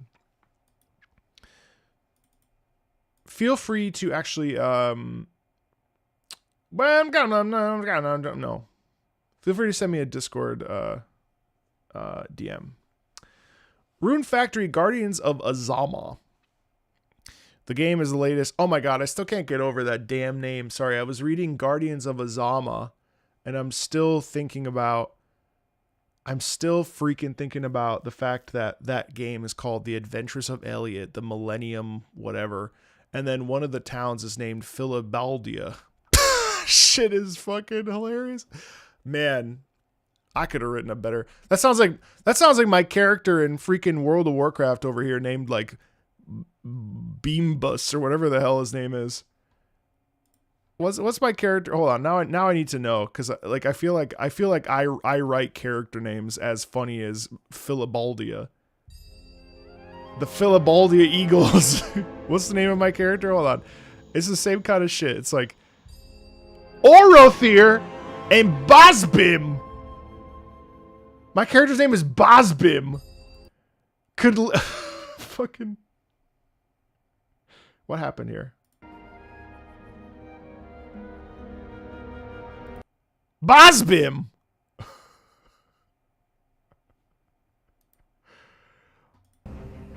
Surely that's as bad as Philabaldia. Like, now I'm not gonna shit on Square Enix. They've been really lovely to me, but come on, Philabaldia. I'm over here. I could have done a little bit more research than that. Anyway, someone said that they better have someone climbing a light post. You want to see how crazy Philly is? I still have this video from when they won. It was 4 a.m. I still remember when they won the Super Bowl, and we were on whatever street. It was 22nd, and it was like you had to go downtown. You had to go into this street, and there was just a drunk person in the middle of the street, just wasted. And they like the cars just were there waiting for this drunk person to move. Oh my god, they changed everything here. I can't remember. Where are my favorites? Come on, dude. Seriously? Oh my god, they changed this whole freaking... Why you gotta do all this stuff, Apple? I just want my freaking... I don't need recent days. Just give me... I hate you. I should get a Google phone. Do I still have... Oh no, I got rid of them. Bad memories. Wait, do I? Yeah, no. Oh, never mind. I don't have these anymore. Oh, that's a shame.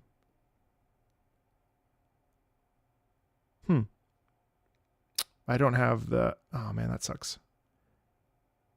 Anyway, all that to say, I'm massive amounts of people in like cars for days. It just...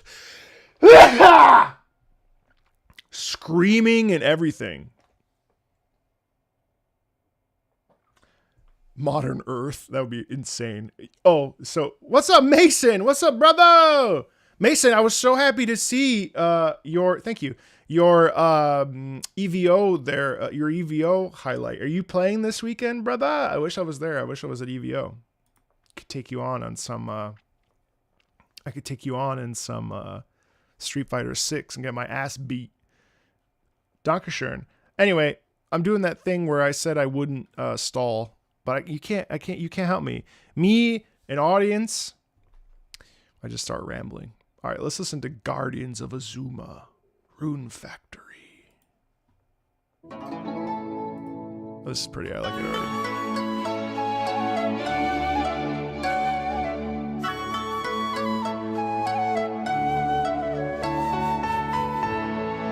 Oh yeah, 2KXO, right?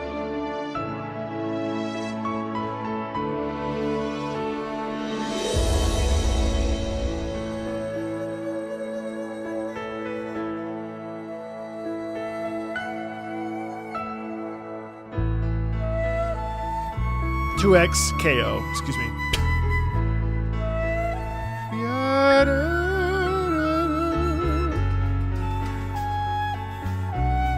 Hell yeah, brother. That's awesome.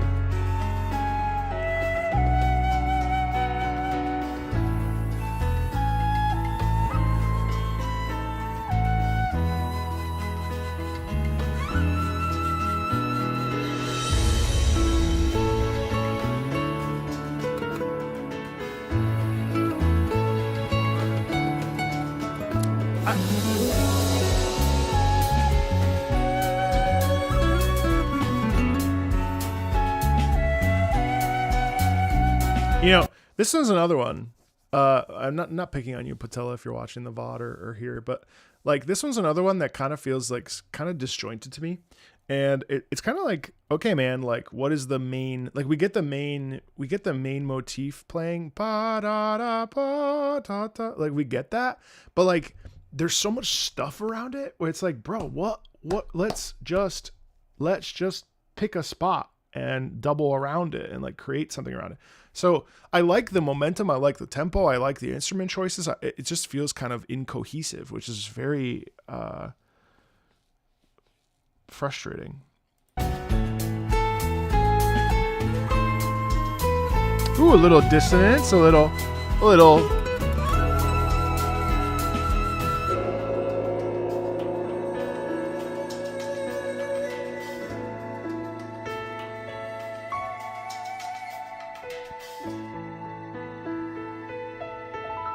That's so pretty.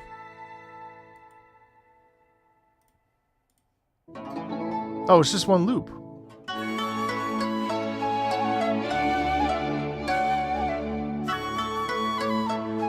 Max is streaming from EVO and watching Marvel Token gameplay. Get out of here. You can watch the VOD. I would leave too. Why don't we watch Max? No, I'm just kidding. No, don't be sorry. Go. Enjoy it.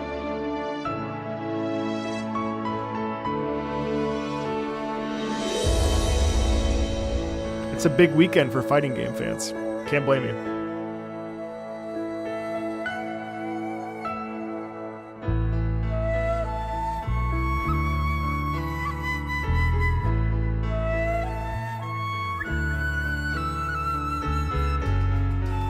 It is. I will say about this piece that I really like is is the fact that it keeps the balance between like a beautiful ballad while using traditional Chinese instruments, right? Like that's the really Japanese instruments.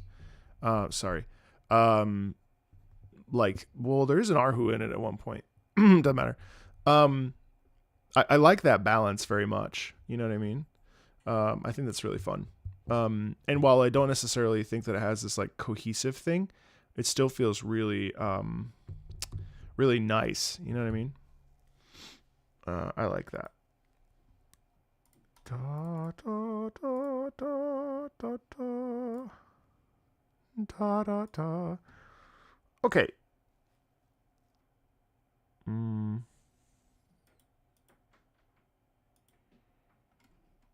Let me just take a look here. Is today the first day of the month?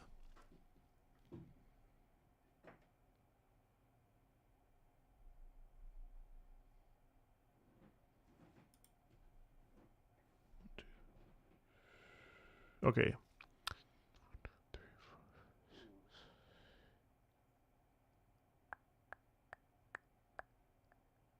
Yeah. All right, we'll stop there for now. Well, not the stream, but Wait, where's where did I put Renshin? Renshin, here you are. I'm gonna hop down to Renshin just because Renshin won't be here next week. And then we'll hop over to the Tosca tier. I can't believe fall's almost over. So this is Fate Grand Order. Nice. I can't believe I actually am like actively paying attention to this now. You won't be here next week either? Well, see, this is the problem with making exceptions. To be fair, there was one time when Momo wasn't here either. But it was Renshin's birthday yesterday.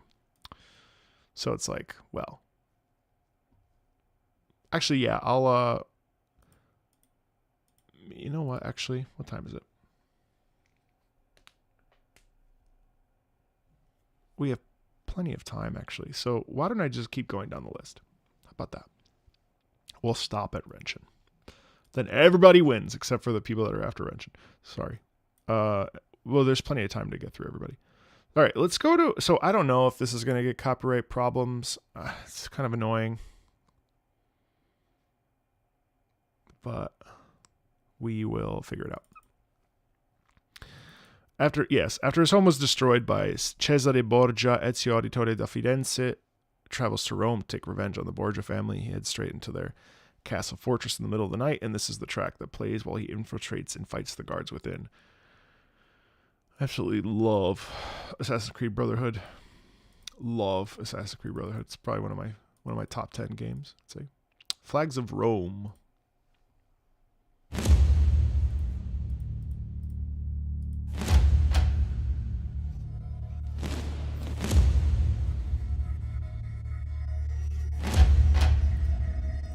So tense.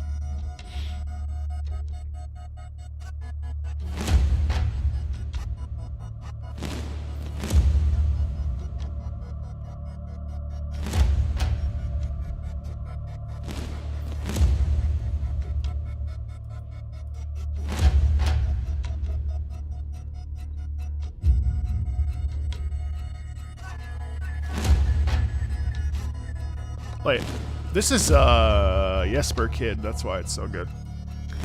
You know, I just would like to mention how experimental Jesper is, and like how he's able to like create these soundscapes that are so interesting and so unique and deviate from the standard protocol. He's such a magician in my mind, of experimenting and playing with soundscapes that also then line up with some of the traditional things we think of.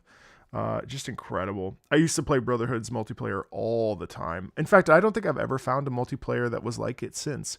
If anybody finds... Wait, well, isn't it just like a prop hunt? If there's anything that's even remotely similar to Assassin's Creed Brotherhood's multiplayer, can someone let me know? That isn't a prop hunt? That's like slightly different from a prop hunt? Because it wasn't like that.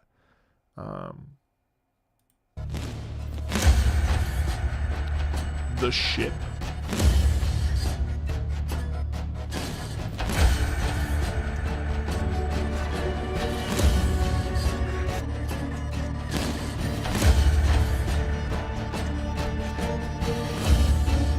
Oh, really?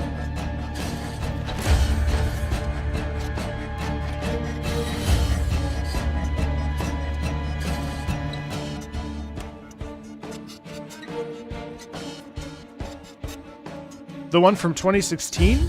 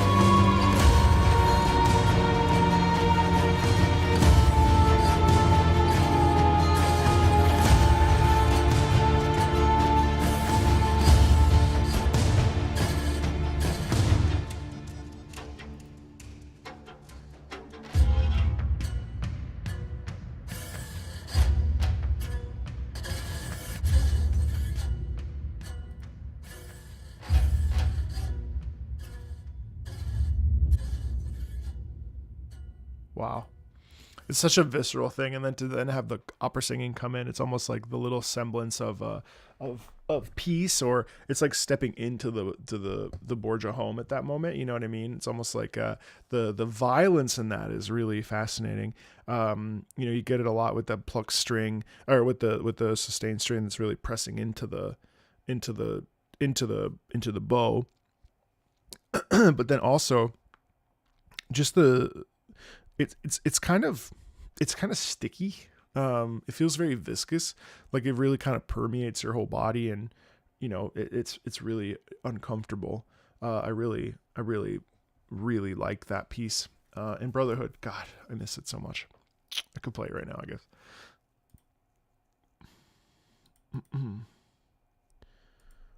Let's see.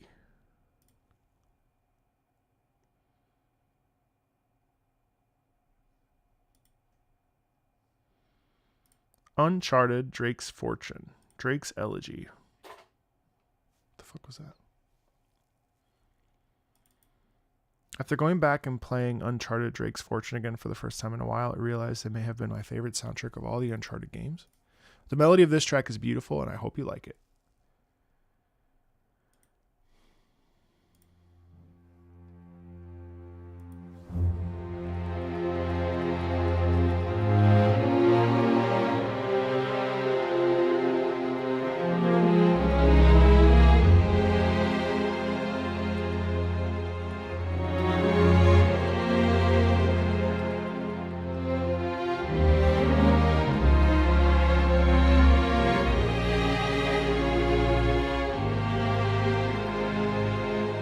Lovely strings.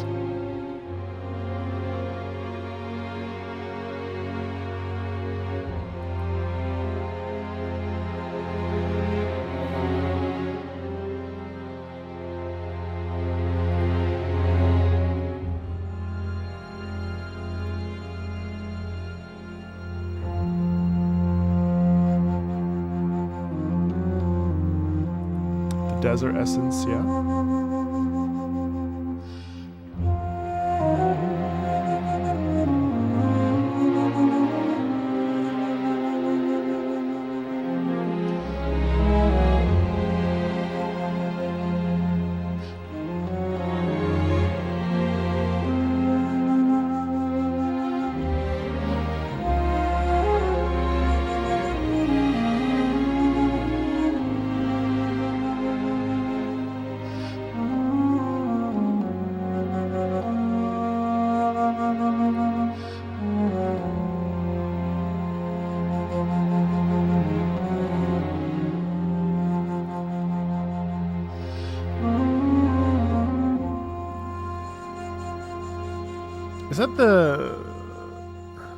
Is that the duduk? I can never. Yeah, I think that's really beautiful because you get the semblance of like death in it, right? Obviously it's an elegy, but you hear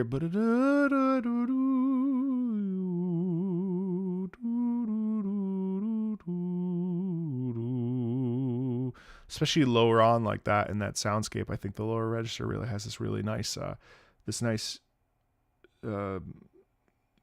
sense of I don't know, like almost like closing in, or the walls are kind of closing in, and the melody too, it like really is free flowing.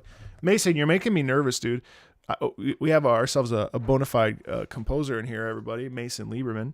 Mason's worked on games and anime and knows every single person in the anime world, and it is incredibly talented. I don't need to be. I need your approval, Mason. God forbid I say something that doesn't make sense. Let's look up Mason's biography while we're here. My friend Mason Lieberman. Composer. Oh, I'm putting you on the spot, dude. Mason is an award-winning composer, audio director, and producer, known for his contributions to the gaming and anime zeitgeist. He prides himself on being a problem solver whose biggest passion is always to connect people through their music. Infinity Nikki, Batman Arkham Shadow, Star Wars Outlaws, Kaiju number 8. I know I don't need their approval. Ground Blue Fantasy versus Rising with the electric bass. And he's a talented cellist. Starfield. Guild Wars 2. Really? You were cello soloist on Secrets of the Obscure? Man, what a nice soundtrack that is, huh? Made in Abyss, you were the choir master. Oh, oh.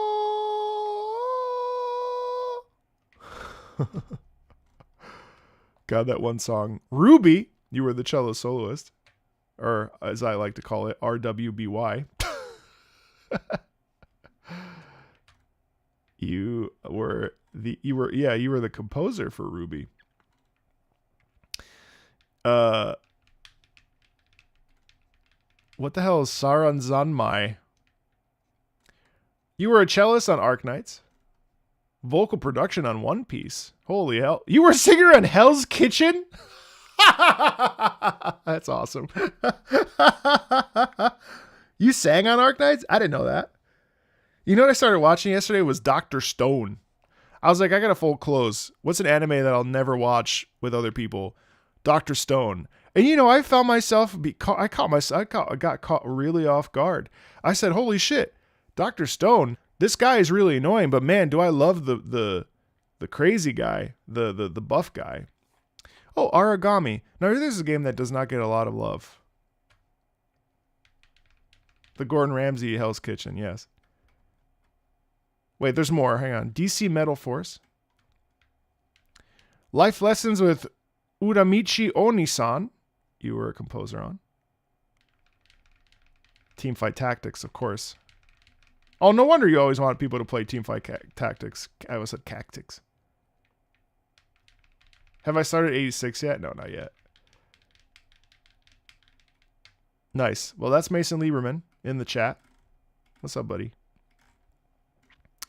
Very talented composer. Boy Kills World. You're so multi-talented. You can sing. You do cello. Do you feel uncomfortable? Or are you ready for me to move on?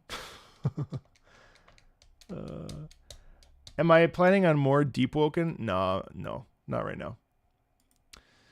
Okay, now that I've put you on the spot, I feel more comfortable about my random ass explanations for the Duduk. Monster Hunter Frontier. A Rosarian. That's your IMDb page, brother. You might have to go in there and do some futzing around.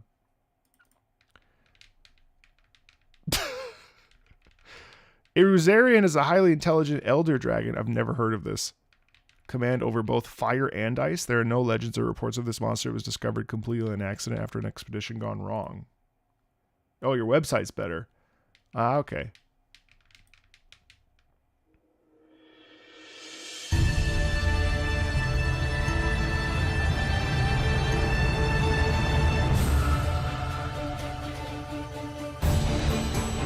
Ooh.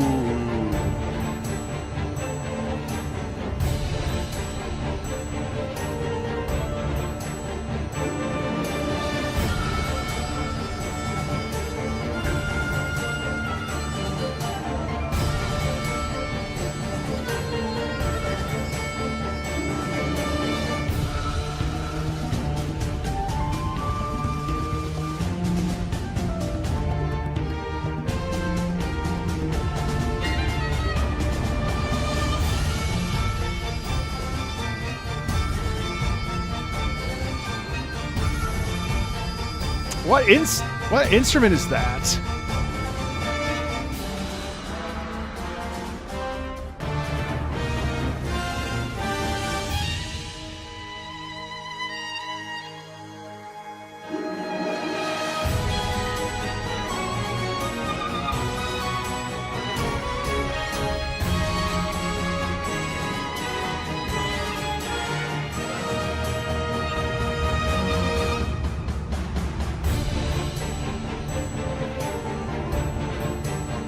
Here's the thing. I say this every time I hear also, I'm holding a Wii remote for whatever reason.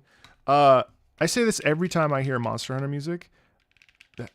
Listen to that. That sounds so nice, doesn't it? I think I might be mentally ill. Can someone clip that, please? Please clip that. Now that's a short. Every time I hear Monster Hunter music, I always think to myself, man, you put this in a symphony hall and people would lose their marbles. People would go absolutely, thank you, Licentious. People would go absolutely crazy to hear this in a in a symphony hall. And to me, it's like, that is such legit classical writing, like orchestral writing, right? Not even classical writing, like legit orchestral writing. That, like, who cares who Eruzarian is? What matters is the fact that the music gives you this incredible sense of tension, but also this sense of like, what the hell is that thing? You know what I mean? Like, there's this quality in it of like, what? Watch out. You know what I mean? Like, it's the lilt, the movement, the piano in the background.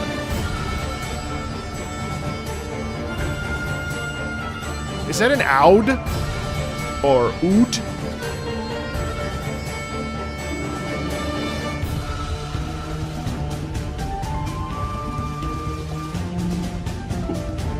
Ode. Oh, it's the ode.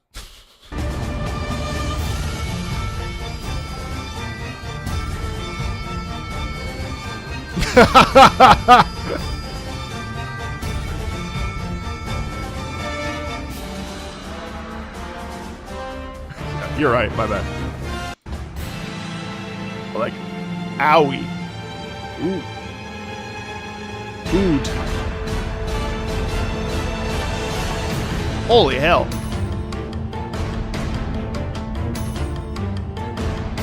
Bruh.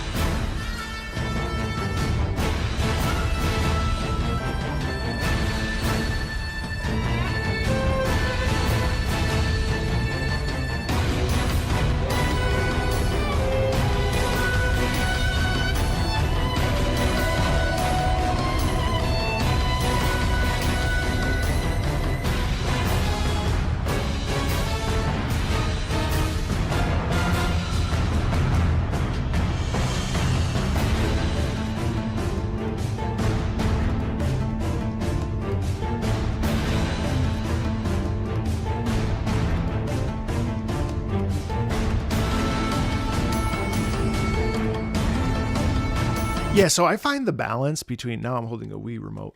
I always need to be holding something in my hand. I always find the balance between absolute chaos and heavy hits and so on and so forth mixed in with the lightness of, say, a triangle or some sort of smaller percussion sound to be so invigorating, like right here.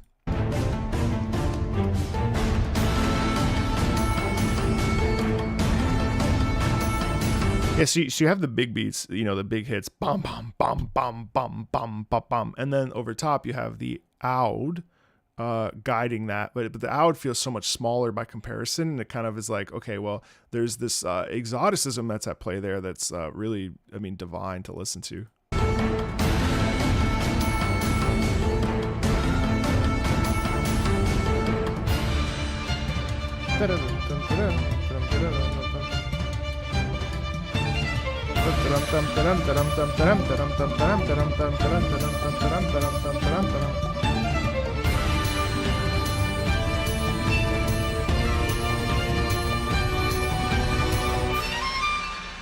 Also, the constant repetition there of the strings is really interesting. Yeah, what a bestial track. Like, I'd never heard that before. I didn't even know Iruzarian was a thing. So that was my first. Also, a monster that combines both fire and ice is really interesting to me. I think like the first phase, maybe one of my more favorite tracks that I've heard from Monster Hunter. It reminds me a lot of Shari Shvalda. Man, that's really cool. I like that a lot. Ace Combat Liberation of Grace Maria? Yeah, what a great song. I won't be able to play it today, though. Gungrave. Here Comes the Rain. The theme song in a moderately alright shooter, which somehow got one of the greatest but underrated anime adaptations of all time. A sci-fi mafia story about two friends working their way upward with the same organization.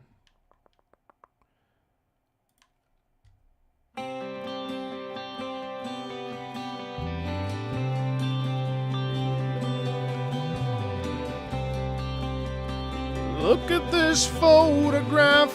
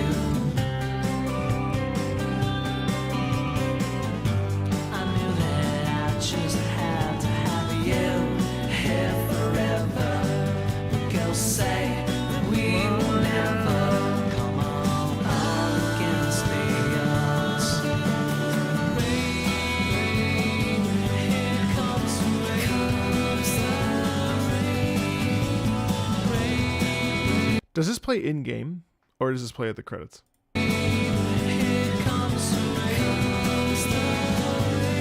I'm of two minds here.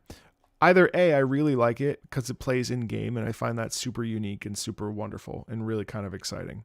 If it plays at the credits, I like it less so, and I find it kind of whiny and throws me back too much to like the 70s or 80s, I guess. So it's interesting. If it plays between levels. See, I find that very unique. Interesting. Okay.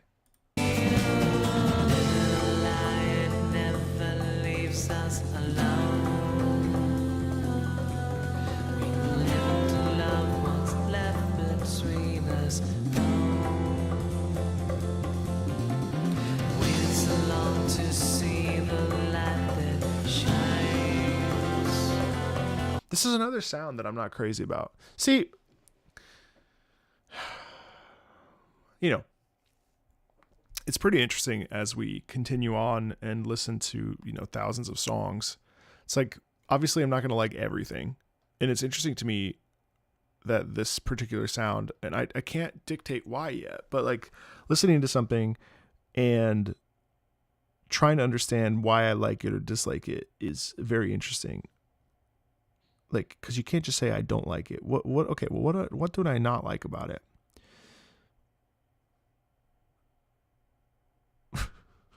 I was about to say, because it feels old. My ass over here loving classical music. So that can't be. There's something about the style that I don't care for. I think it's weird because I can't just say I don't like it because like I find the singing voice to be kind of whiny, but then I really like the legato and the tone of it. So that's like a contradiction.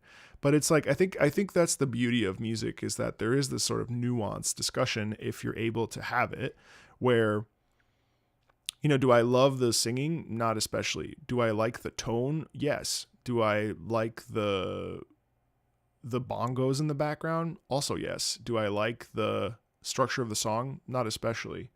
Which is really like fascinating to me. Hey, what's up, Light Domain? Thank you so much. I'm glad you liked the Ace Combat playlist. I love Ace Combat. But anyway, I mean, it's not like it's not a badly made piece, right?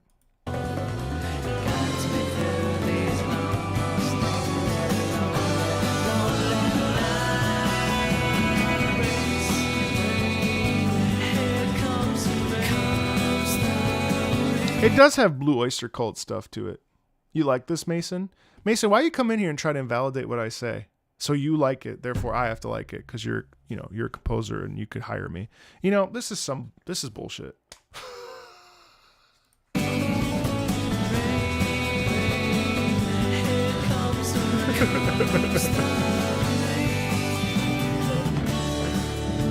Could you imagine though? Could you imagine the kind of crash out like that?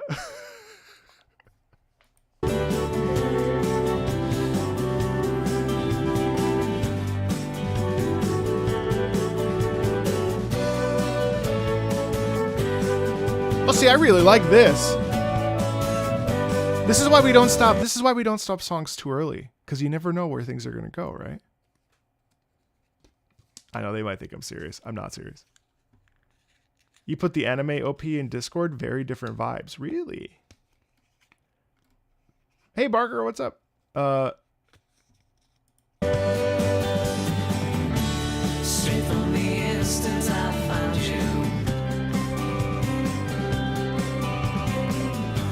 I knew that time could never change. Love lies within us. It does have a Beatles-esque. It's not as good as the Beatles, but it does have the acoustic guitar. And Fjord, I'm not like shitting all over the song you provided, obviously. But there's, yeah, maybe it's the chordal movement that I'm not. Marco getting hired to sing something just like this 10 days later. Listen.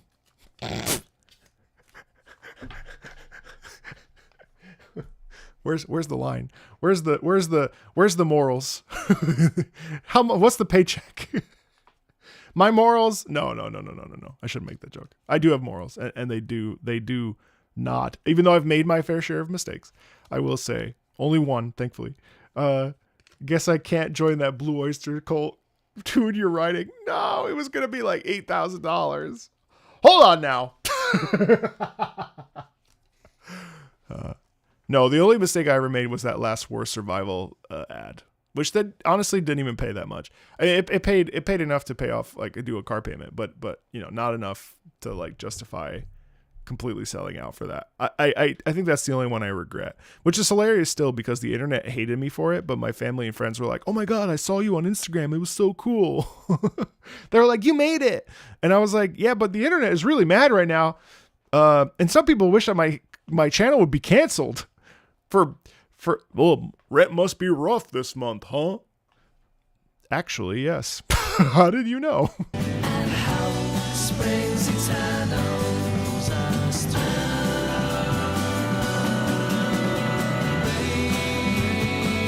Here comes the rain, here comes again. Here comes the rain, here comes again. Here comes the rain.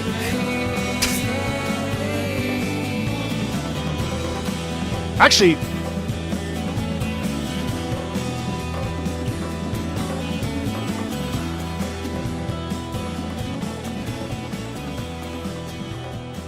see, I love the bongos. I think the bongos are incredibly cool in that piece. You know what I mean? Well, so this takes place in between missions, which I also think is kind of cool. I think that's like a cool way to implement it. Mason says, I feel like folks don't realize that most of the time we can't tell if a project will be good before it comes out. We're just doing our best work and hoping others are too. Yeah, exactly. I mean, like, I don't think that, well, I think well-adjusted people understand that. I think that people that just want to shit on it will never understand that. And they weren't really the people that were going to understand it anyway. You know what I mean? That's something I've had to learn here in the last couple, well, honestly, the last couple weeks. Well, really the last year. One of the reasons why I got really tired was because I felt like, and I've learned not to do this anymore, and thankfully I don't, but like I'd gotten, seeing commentary like Marco got sloppy or or, you know, he started shitting on XYZ and, hey, Cool Goop.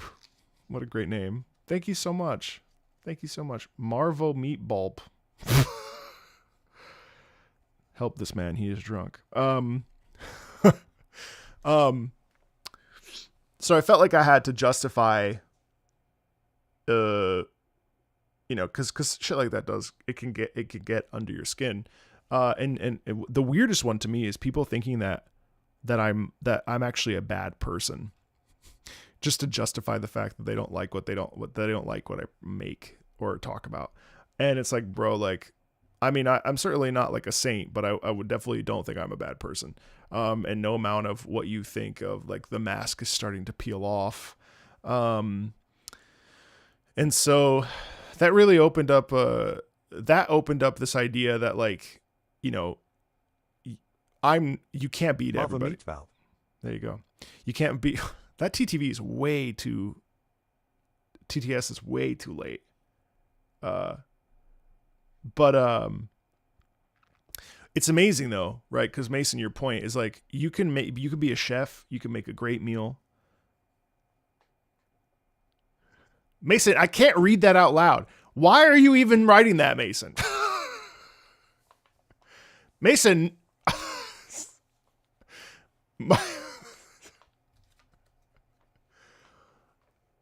Mason, I can't say.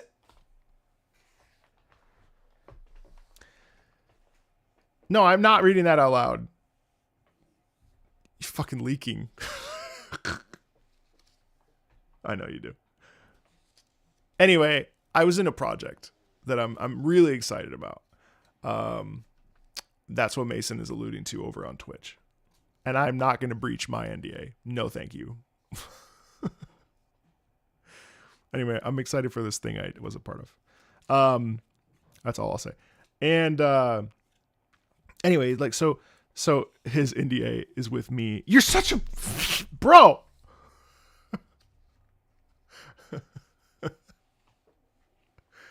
Anyway, Mason hired me for something, and I feel really grateful. That being said, and Mason should hire me for more things. God bless. Now that I'm back to being a singer in the world, no longer opera singer, former opera singer, talks about video game music, current opera singer. Anyway, so you can be a chef and you can make a lot of things, but I realized, you know, it's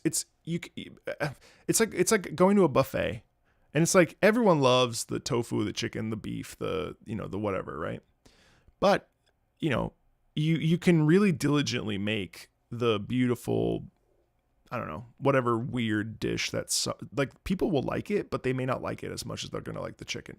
And so that dish isn't invalidated just because you chose to make something that was a little bit more specialized or a little bit more unique. Like my recent video on my opera and like what it's like now to be a content creator after being an opera singer, and how much my life is better. And I don't need that video to blow up to 100,000 views, right? I don't. What I care about is that people that have watched it have resonated with it. And while I try to be very careful about my boundaries because they have sometimes been crossed. I take my boundaries very seriously, and my boundaries have been crossed before.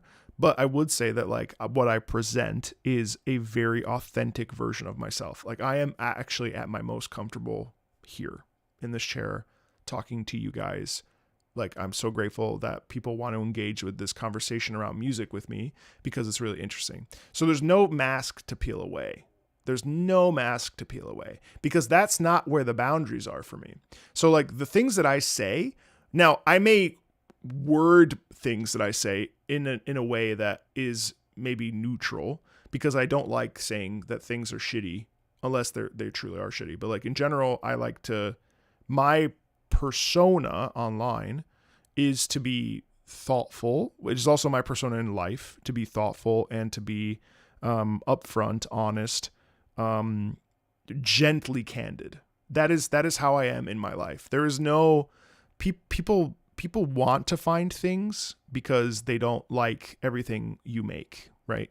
And that's in life. I mean, like I'm not going to sit here and justify my actions unless I do truly something heinous. But even then, I wouldn't do that because it's like cheating. It's like, I'm not going to put anybody through the pain of cheating. Therefore, I'm not going to do it. You know what I mean? It may not apply, but it may not be the same thing. But my point is that like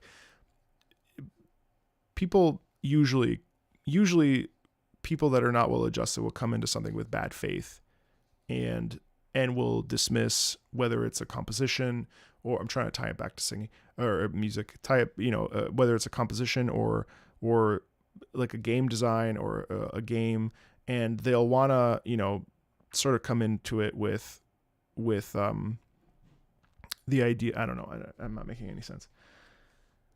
No, nothing brought it up. I'm just talking. Wow, David. I wonder if there's more to it than a simple correlation, if there's more than a simple correlation between the decline of media literacy and a decrease in empathy, especially in music and cinema, which are intrinsically emotional. Wow.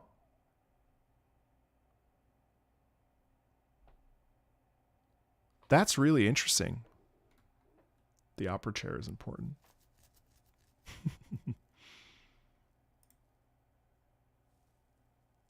That's such a thoughtful thing. I have not heard Serious Sam music. That's really interesting. I think so. Because here's the thing that we do here. We listen to music, we have conversations around it, and that is such a wonderful thing to do. But in general, not to say that my channel is the best channel in the world and that other channels are not. That's not what I'm saying. But the reality is that most people do not do that, right? And so being able to look at a piece of art, which most music is, unless it's like even thrown together last minute. I mean, it's still art. And to be able to have a conversation around it is a thought experiment that most either can't or won't do, And I think that is a very interesting, hey, Chimp, what's up? I think that that's a very interesting conversation to be had, Like a sensitivity to music. You don't have to know the freaking definitions or like even why, but a proclivity towards connecting to music is incredibly important. And that empathy, like David mentioned, is interesting. And I wonder, media literacy, yeah, it's cool. It's really interesting.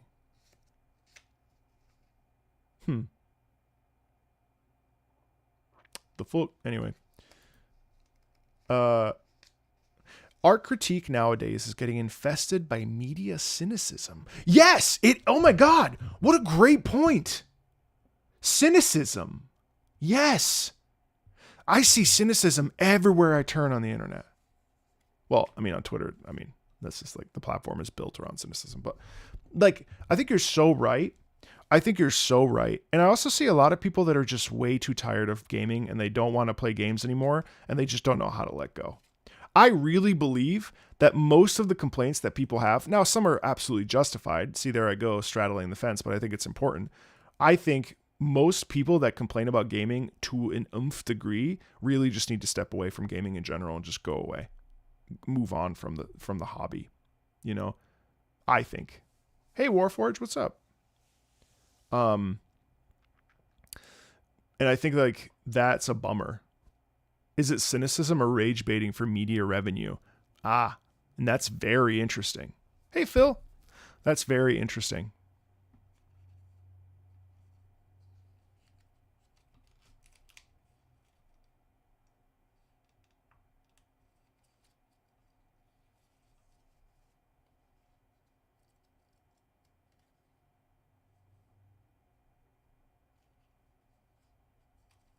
Deltarune, yeah, eventually.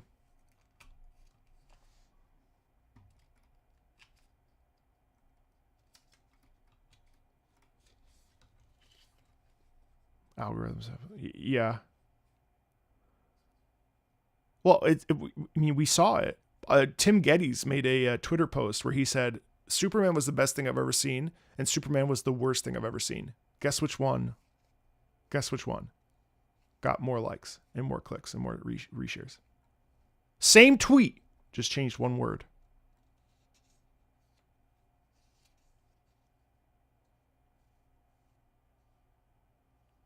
Yeah, Gorky, 1,000,000%.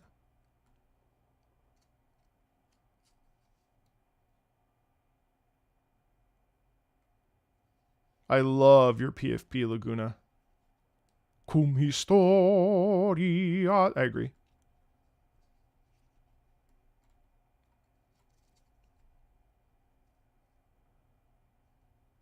Yeah, I mean, Death March, 1,000,000%. I'm not going to say that, like, AAA is in a good spot. That, I would agree with you.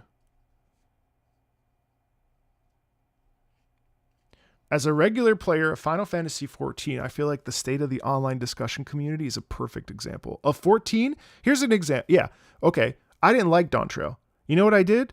I went and played Guild Wars 2. What I didn't do, not to say that I'm like perfect, but what I didn't do is then go online and talk about how terrible and how shitty, how awful, how crap, how this, that, and the other, and this, that, and the other is. You know?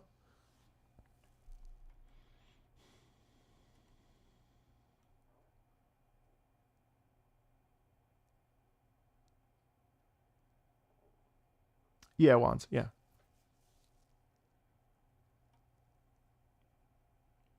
Late stage capitalism. Mm-hmm.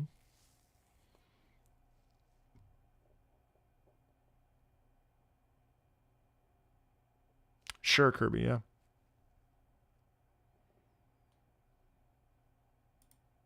But I mean, I also think that we're in a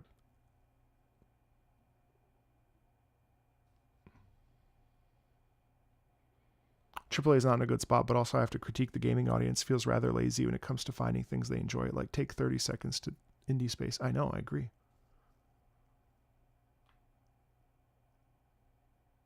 Right, like I didn't start the conversation to be like, Final Fantasy VII Rebirth sucks ass. No, what I did was, let's listen to it. Okay, this brought up some feelings that I feel like should mention. You know what I mean?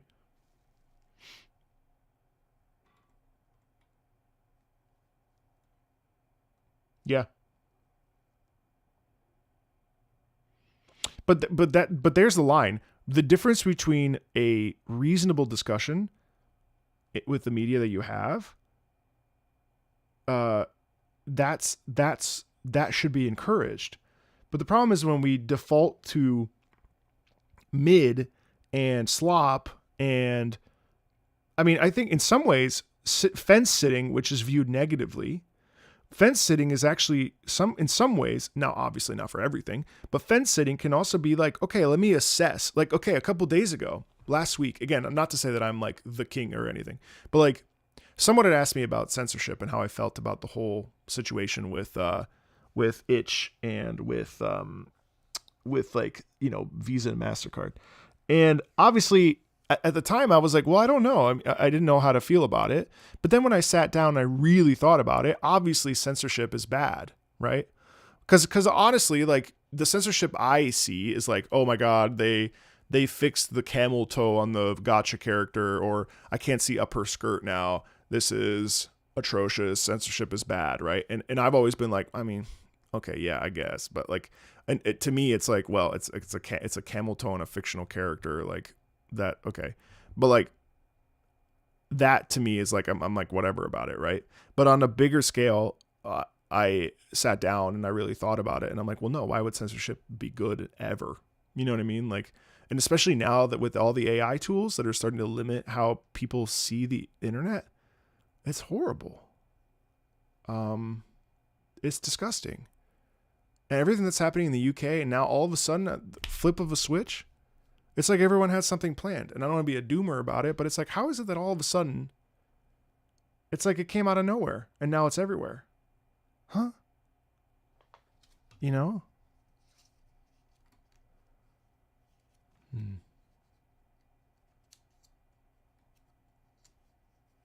But yeah, to circle back, you're tired of every deep, dark fantasy where everything is actually secret, bad, or malicious. Yeah, I mean, yeah, exactly. And I think that was the original, the original statement. It's like, you know, there's no mask, for the record. Like, that's not where my boundary lies. Like, my boundary is not in how I present myself. How I present myself is genuinely, without being parasocial about it.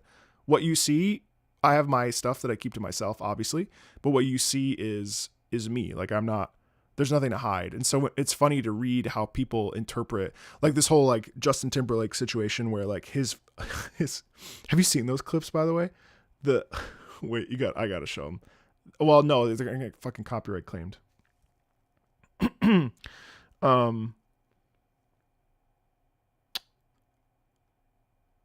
Oh, collective shout. He came out and said that he was diagnosed with like chronic Lyme disease because his performances have been really strange. I don't know if you've seen them online, but he's basically like the playback is singing the song and he'll go, "Yeah, come on. Yeah." And people obviously have been like, what the fuck? I just spent like $200+ to see Justin Timberlake and he's not, not singing. And then, so he came out and said, I have been diagnosed with chronic blah, blah, blah, blah, blah. And it's funny because people on Reddit, not that that matters, again, just I take it with like 1,000% grain of salt, are immediately like, oh, well, that's just something that celebrities say when they're getting backlash and he doesn't actually have it. Okay. But that's like who's to say? We don't know, and offering like the tiniest bit of grace.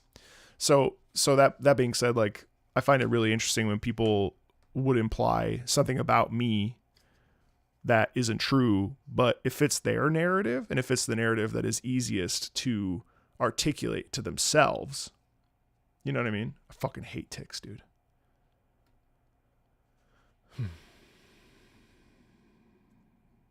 Yeah, no, it is right. It is rightfully so. And this is a much larger conversation that I accidentally spun into like 8 different things. So my bad. That's apparently the ADHD that I apparently have that I didn't know I had. So oops.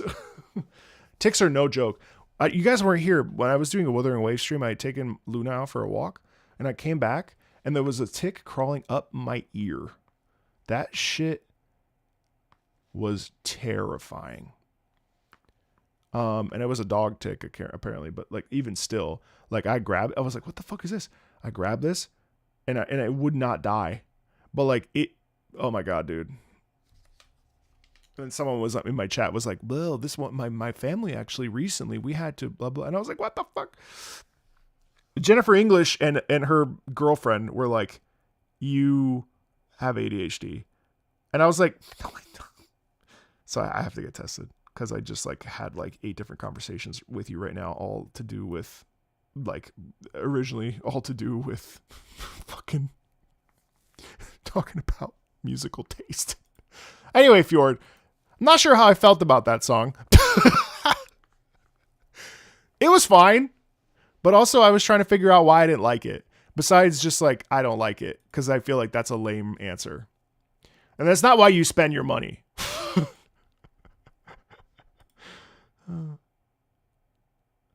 I hate Bungie and I would really not support their future games, but Destiny. Totally. There's no way you'll ever catch me playing Destiny ever again. And I was this close until I remembered that they literally made it so that I couldn't play any of the older content. And when they were in a court case, they couldn't even win the case because they got rid of all their stuff. It's like, what? Anyway. What in the God's name?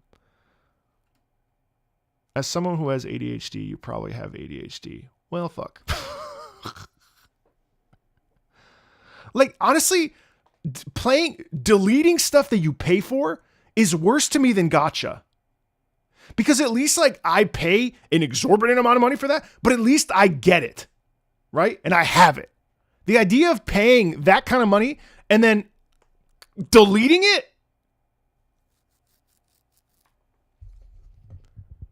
Well, I mean, I already have obsessive compulsive disorder, so I know I have neurodivergent.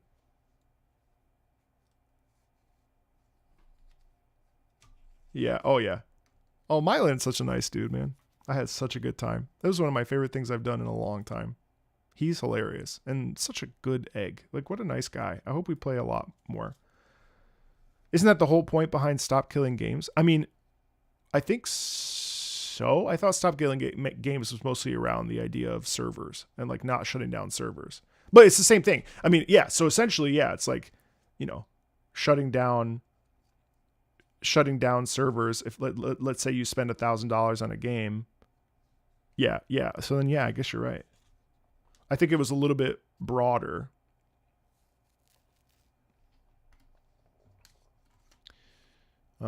Anyway, now that I've grifted you, it's all Warforge's fault, by the way, not mine. Thank you very much. It really pisses me off how much money grifters make, by the way. Like, this is again the conversation where it's like, grifters lean into the dissatisfaction that a lot of people feel towards gaming and towards the culture around gaming, to the point that they're able to make hundreds of thousands of dollars. I know you didn't grift. I'm joking. your mention, sorry. I'm very sarcastic. Almost nothing I say is serious unless I say it's serious. But no. You were not grifting. I was saying we opened the door into a deeper conversation around games, and now I've become a grifter. You most certainly were not grifting. I also agree with your opinion, so. SKG is about letting people make their own private servers after the game shuts down so they can keep... Okay.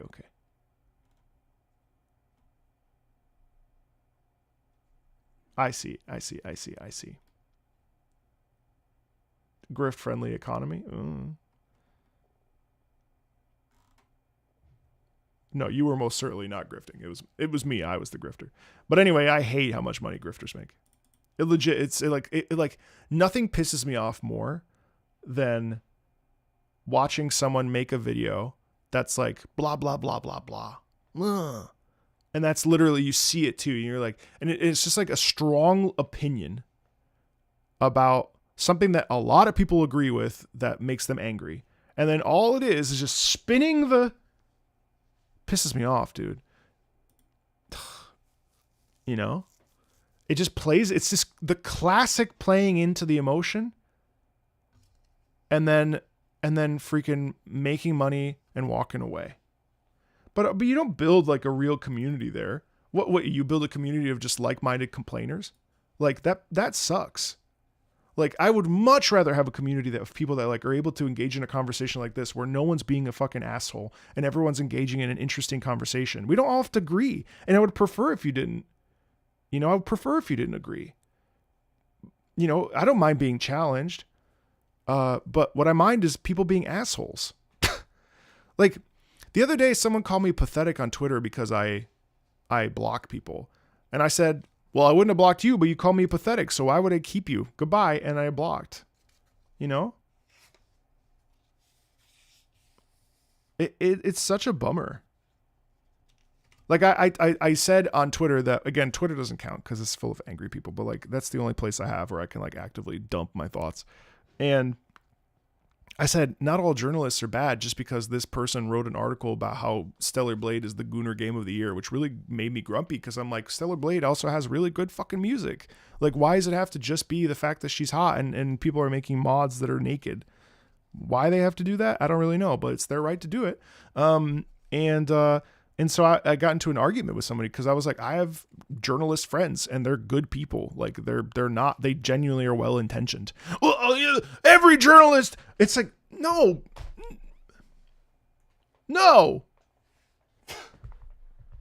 not every journalist. They also have quotas. I don't know.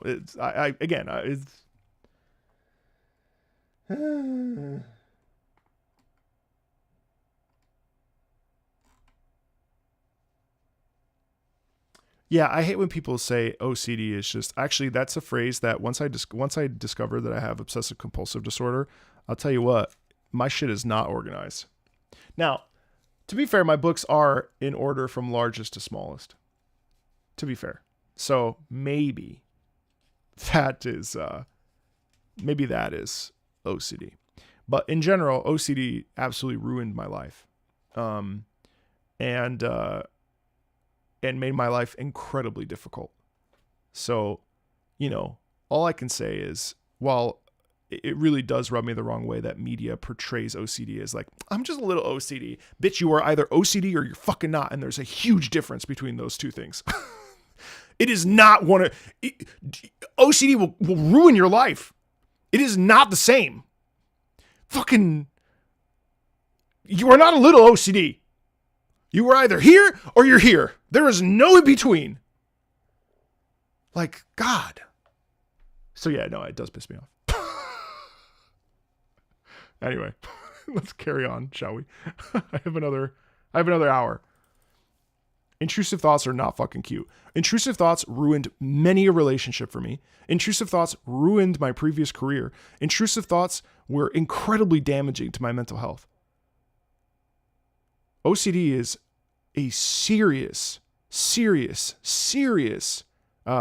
mental disorder that I lived with and have lived with my entire life. And I didn't even realize it. And it has seriously impacted not my ability to like have relationships, but my ability to sustain them. Imagine, and also the exhaustion. Do I have an internal monologue? Not anymore. I used to have rumination really severely. And then doubt, and then the stomach pit, and that would spin. Until something happened, and then it would pivot, and then it would stop. But like, part of the reason why my life was so hard in the opera world,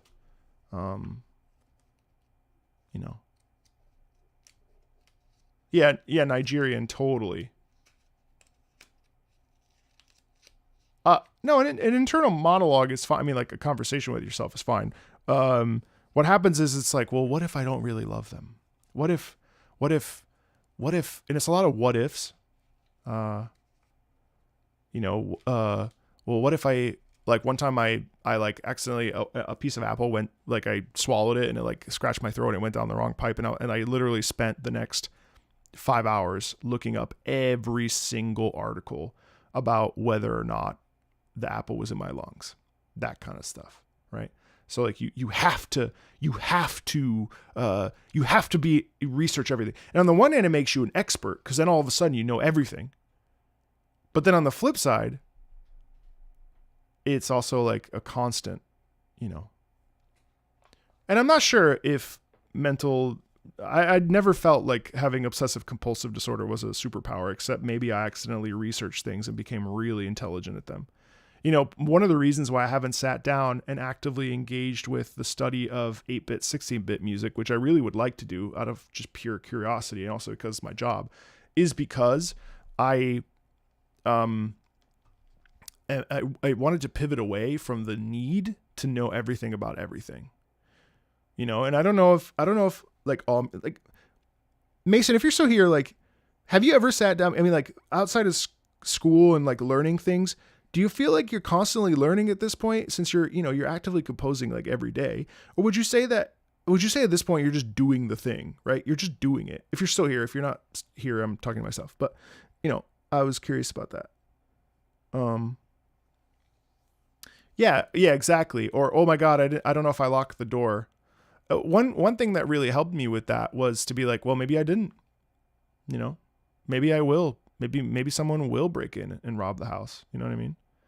Maybe we will die in this plane. Maybe I won't make it. Maybe I'll shit myself. You know what I mean? All these different sort of, it was rough while singing. Singing was really rough. But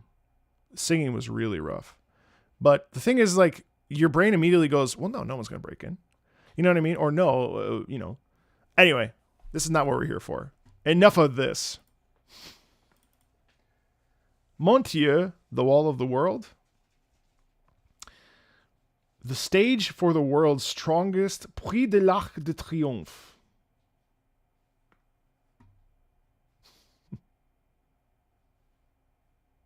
totally. Since you already listened to the career mode, sorry, here are 2 tracks. Hey, yeah, thank you. Yeah, no, I'm in a much better place. Medicine helps.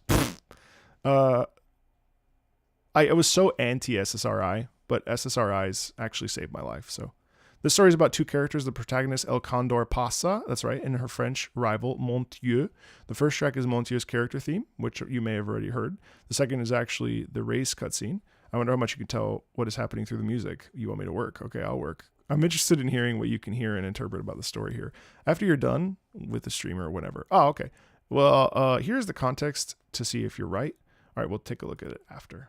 So this is 2 songs? You're on citrulline? Nice. Nice. Oh, it's 2 tracks. Okay, Montieu, le mur de Mont... The wall of the world? Montieu.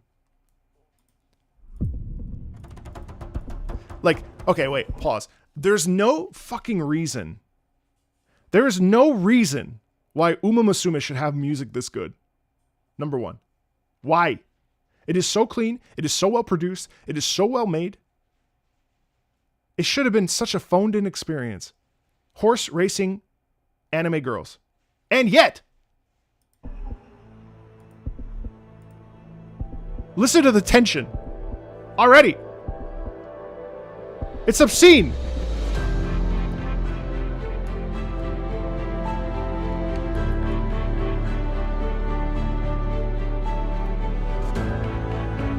Okay, that's true. That's true, Kirby. I guess I was being passionate.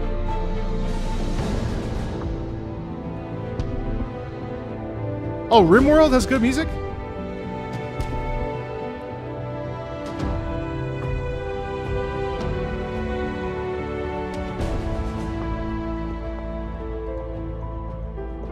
You're afraid you'll like it once?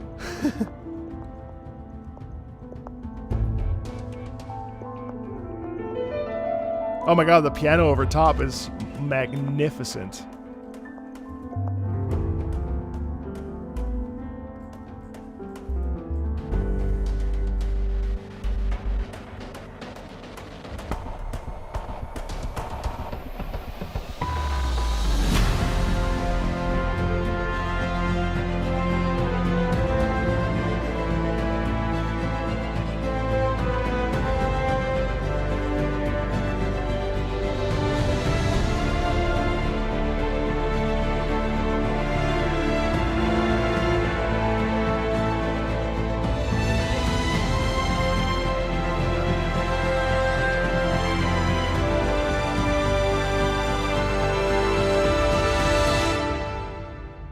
Great point about Arknights. It does sound like Control's wishes. So here's the thing. This is about like sitting down and saying, okay, this is a moment that's make or break. How do I choose to stand up and commit to my life? How do I choose to say, okay, this is the moment that this is the moment. I can never say that. This is the day. This is the moment where I have to make a decision. Am I going to be able to stand up and really commit to myself, commit to believing in what I have to offer, commit to this ordeal, this heavy feeling of stress, this do or die, and it's such a natural progression there. We get that lovely sort of natural crescendo growth through the piece. I really like that actually. And I think like, again, it builds to a conversation about like, what is sexy music and so on and so forth. And this is just a lovely build-up, and I really admire that. So, okay, let's listen to. How's that, Luna? Was I right? This is the stage. This is the stage for the world's strongest, the Prix de l'Arc de Triomphe. Thankfully, there's no French people in my chat today.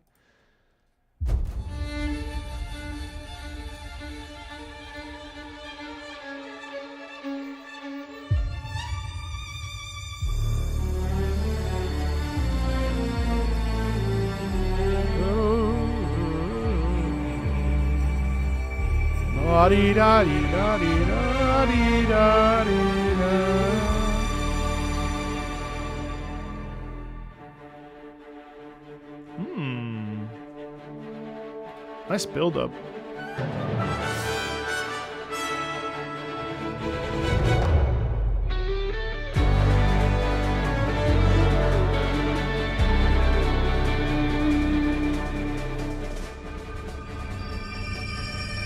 Où est là? Bien.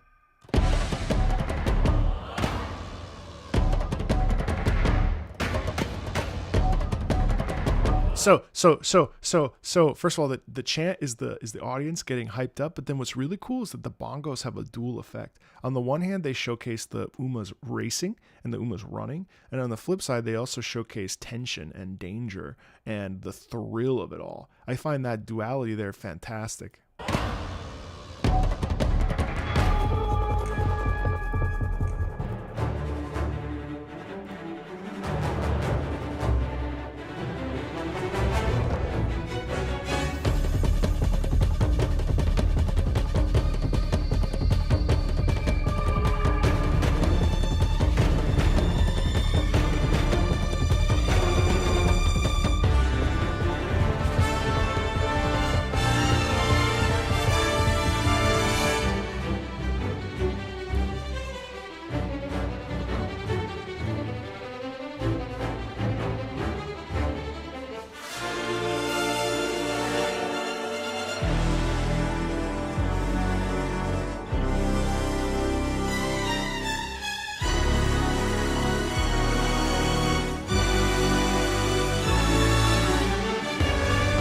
Oh!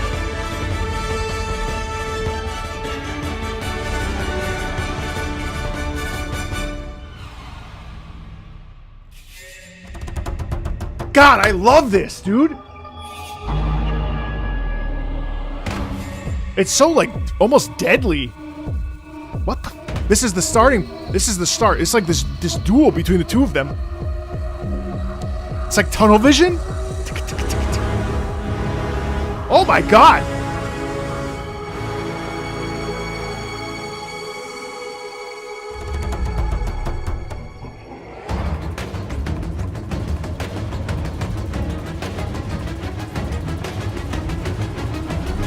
Head to head, head to head.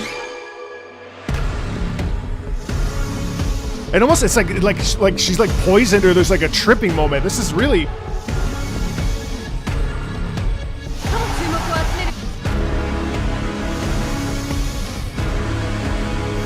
my god.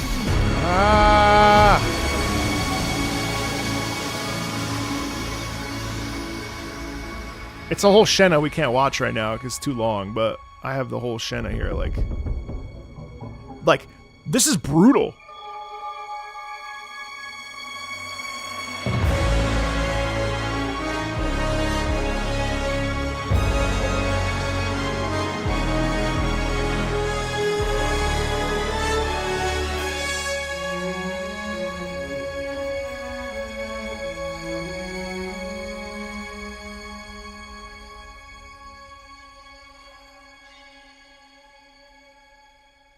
You timestamped it, but 6 to the end, that's like 6 full minutes, though.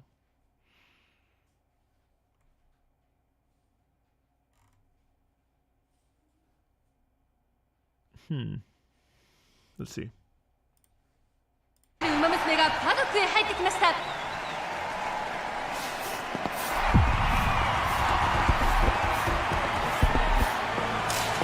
ここまで7戦6勝、2着1回。フランス最強と呼ばれるモンジューがその姿を現しました。モンジュー。エルコンドルパス、あなたの活躍はよく知っている。長期遠征をしてまでこのレースを勝とうとしていることも。日本の馬娘の実力をぜひとも見せていただきたい。言われなくともたっぷりお見せします。クシャクンドゥナドンロメイヤドゥスは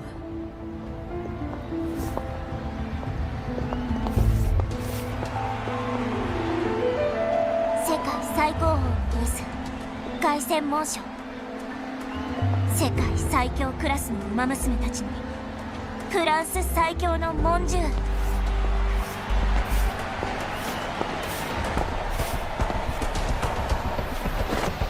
舞台は整った。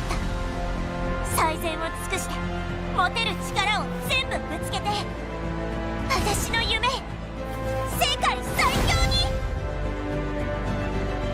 果たして日本のエルコンドルパサーはモンジューをはじめとする世界の強豪 Just gonna 相 fast 手に forward a little bit. 勝利を。全力で走って今私はここにいる。世界最強必ず証明してみせ Yeah. る。 I was right, Luna. エルコンドルパサーゆっくりと最内枠へと入っていきます。これまで Everyone in 日 chat 本 that の doesn't know 馬 what 娘が Uma 誰も Musume 成し is 遂げ is てい like, ない what? 悲願の勝利をつかむことができるか。 See the tunnel vision right there? Oh man, I'm like very good at this. 今ゲートが開きました。日本のエルコンドルパサー Yeah, yeah, the いいスタートを切りまし bongos. た。果敢に飛ば The して先頭に bongos, 立ちます。 I was right. その後ろは大混戦。一番人気のモンジューは She's in the back, but she's gonna push through. Watch. 思った Here we 以 go. 上にコースのコンディションが悪い。でも私自身のコンディションは最高。このままのペースで。 Watch this. Bonjour is gonna pass through the back. Right there. Listen, you hear that thunk thunk thunk thunk thunk. 日本の馬娘が13人の強豪を引き連れてコーナーを曲がっていく。まだ息は上がってない。足もしっかり動く。大丈夫。このまま行けばきっと。 Right around the back 日 corner. 本中の期待を背負ったエルコンドルパサー、いよいよ最後の直線へと入っていった。見えた。私が目指していたゴール。世界最強を証明する栄光のゴール。 She's gonna lose. エルコンドルパサー、エルコンドルパサーがスパート。後続を一気に突き放す強いエルコンドルパサー。凱旋門賞はもう目の前だ。 She's gonna lose. Yeah, right here. これが日本の馬。 Oh!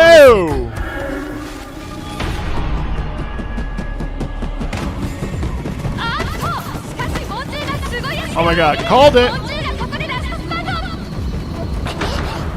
ゴールまであと 100m。 逃げるエルコンドルパサー。しかしモンジューが来た、モンジューが来た、モンジューが来た。君は強い。世界とは広いのだな。エルコンドルパサー逃げ切れ。日本の悲願の目前だ。だがここでモンジューが離れた。 Hey! 負けるもんか負けるもんか。夢はもう目の前にあるんだから。 Oh my god, I even got the tunnel vision. Wow. Push, Condor. 必死に追いかけるエルコンドルパサー。 Push. 先頭はモンジューが今 Wow. 日本のエルコンドルパサー、あとわずかのところでかわされました。これが世界の壁、エルコンドルパサー惜敗の2着。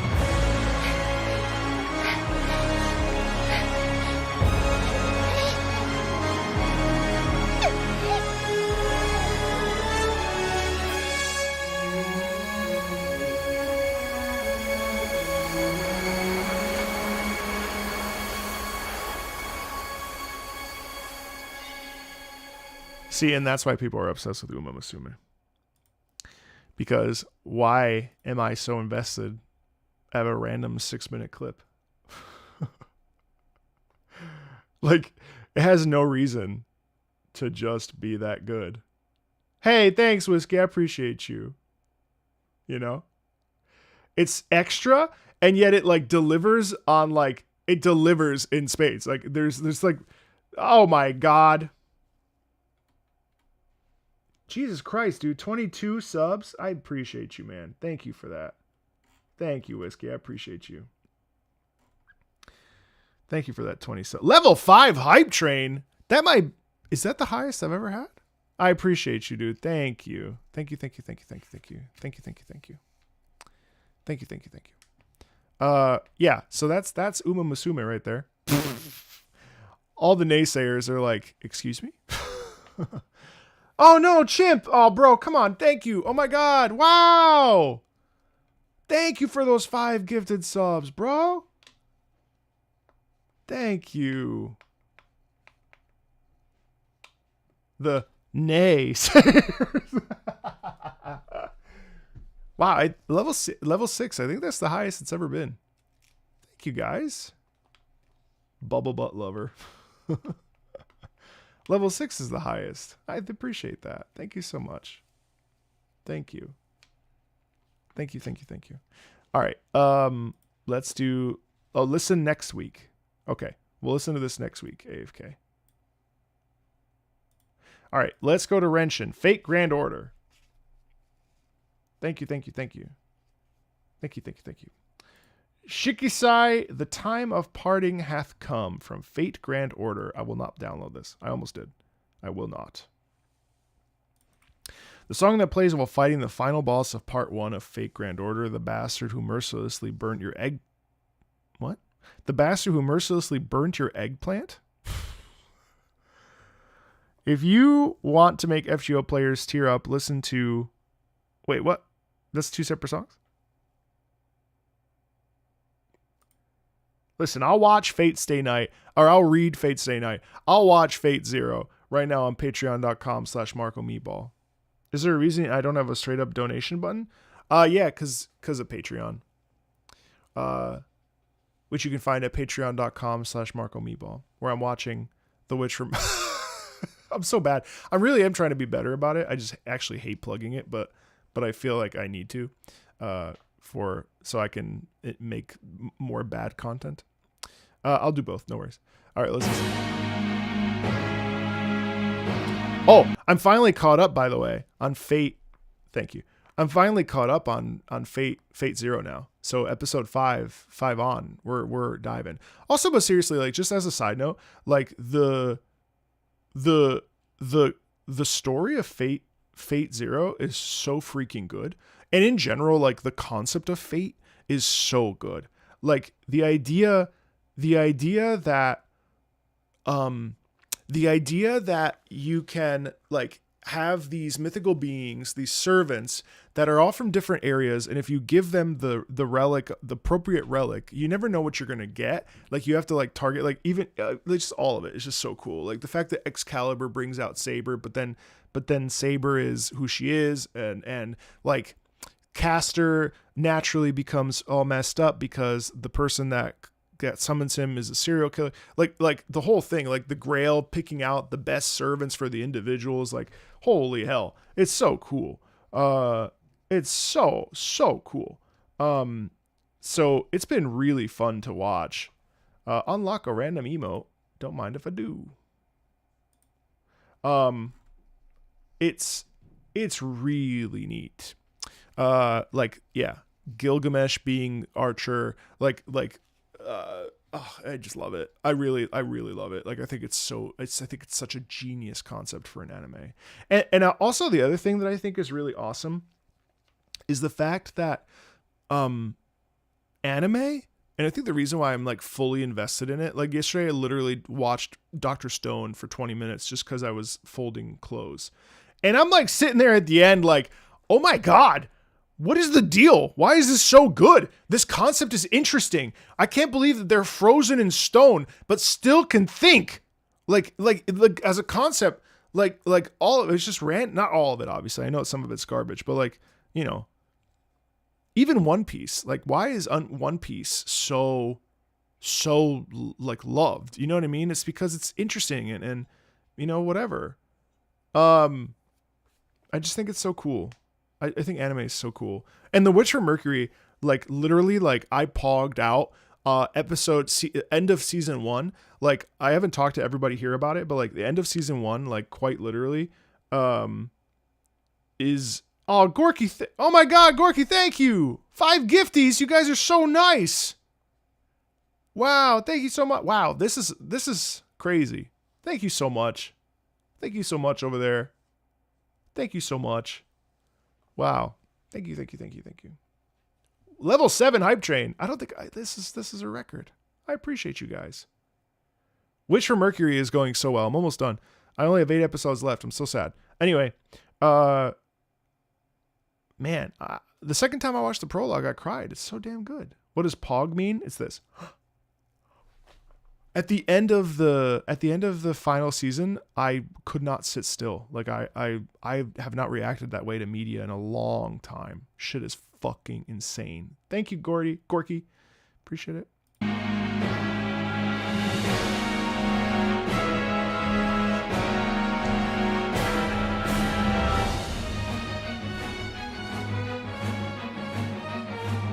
What's the new emote? Code Gias? I have the manga. Oh, Luna! Hi, friend! Ooh!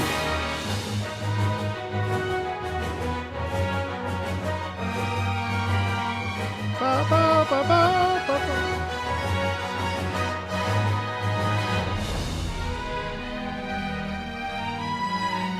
Wait.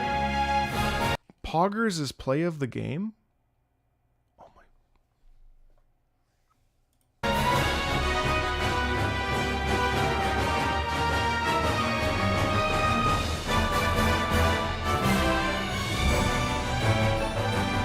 He said to wait till next week. Hey, thanks, Tech Engineer. Appreciate it.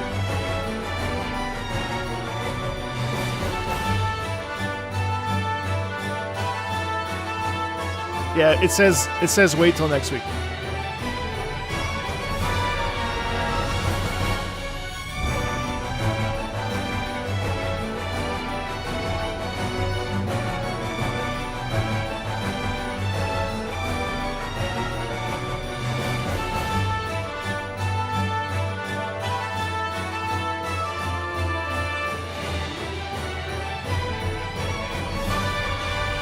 Bye, Tsumi.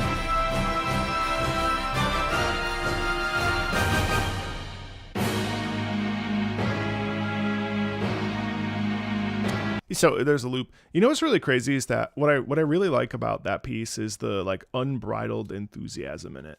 And I think like sometimes boss themes, I love when boss themes deliver on this feeling of like, you know, what's up, Patchwork? I love when boss themes deliver on this feeling of like you can do it, you know, like you can commit to this, you can power through and survive, you know. It's such a fun sound. Hold on though, Wrenchin, let's listen to this. Okay, I want to make Fate fans cry. Will that really happen? Oh.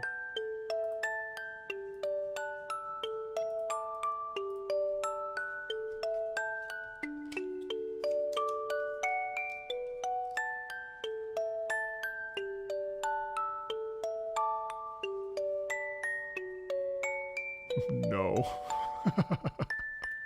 No! So same melody, but music box. So this character clearly dies. That we were really tender with or, you know, supportive of.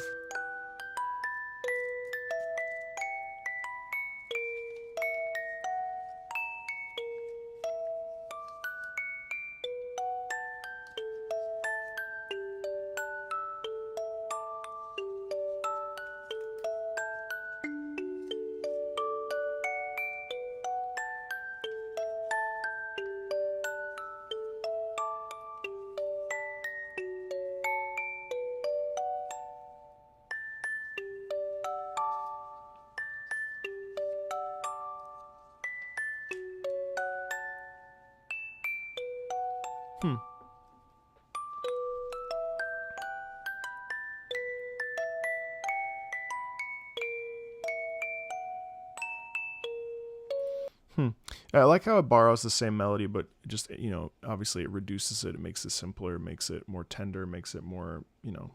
Thank you over there on Twitch. We hype train, crazy. You guys are crazy. You guys are crazy. I appreciate that. Thank you. Such strong support. Hype train complete level 7. Thank you guys. Really appreciate that. Really appreciate that. Yeah, that's really pretty. You know, the thing is like it's super simple, you know. Oh, it happens just before the previous track. I see. So it's almost like the rallying cry. It's very pretty. It's very pretty and clearly very emotional. Okay. Let's see. So we'll save AFK. Listen next week, AFK 7. And we'll back up with that. And okay, let's go to The Great Villainous Strategy of Lily. Of course, Ivy has a game that I've never heard of. which is so weird. I'm so plugged into games, and yet Ivy manages to always find a damn song that, like, it's like, huh? Anyway, The Rebel Scarlet from the Great Villainous Strategy of Lily. Hey, Republic streamer fans. Today we're going to be beating... All right, I'm going to say this. Today we're going to be beating a twink of war games to prove our lesbian adoration. Follow for more war crimes.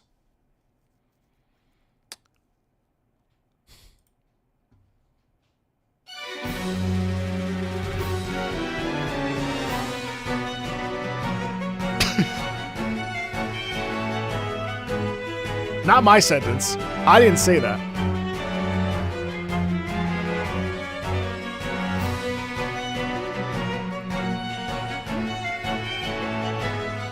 No, I haven't.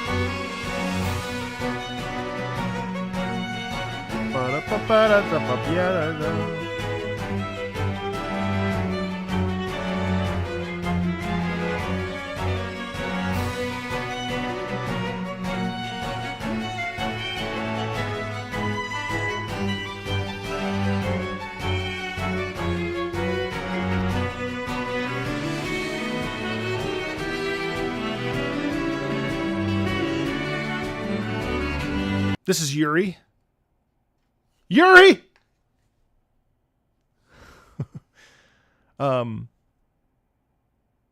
While I would have preferred... Wait, you gotta see this. While I would have preferred a gorgeous woman, praise is praise. Sounds fun. Sounds fun. I like that. It's very charming. It's very charming. Very bouncy. Not crazy about the tinniness of that, but I've become more elitist as the years have gone on with the VSTs. But it was fun. It's fun little piece. We are Gotcha Force. Gotcha Force. What the hell is Gotcha Force? Serious note, save this for the Friday the 15th stream, as that's my birthday. You got it, brother. Tom, Kim Woo's theme, composed by Atlas Plug and Cellweller. Killer Instinct, the Dragon Spirit. Let's do it. Ew!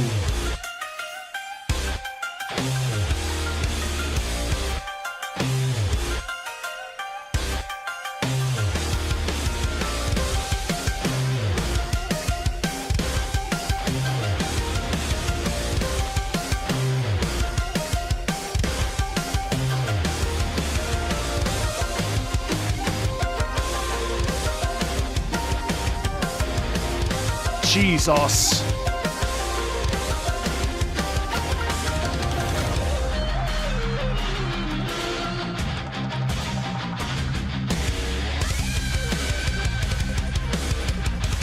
The shouting over top too is so good.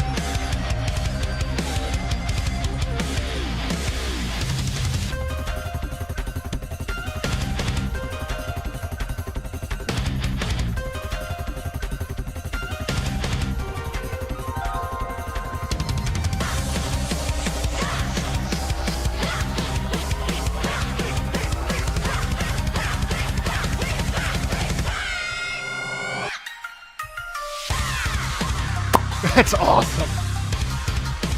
That's fun.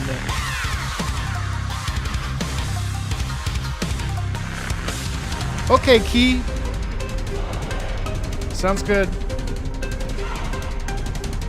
I'll just skip. I'll do it next week.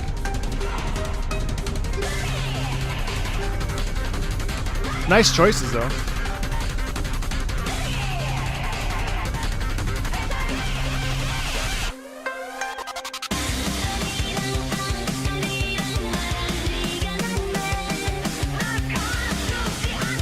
Yeah, many more. Many more. Joseph. Wow, this is crazy.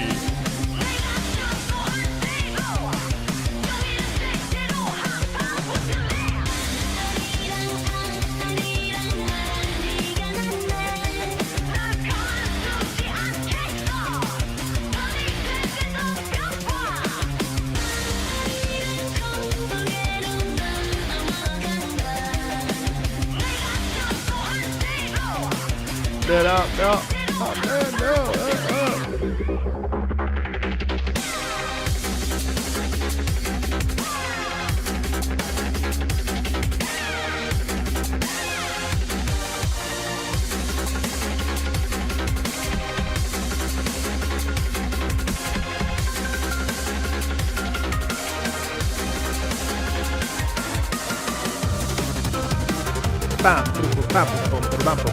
It sounds like drum and bass, kind of.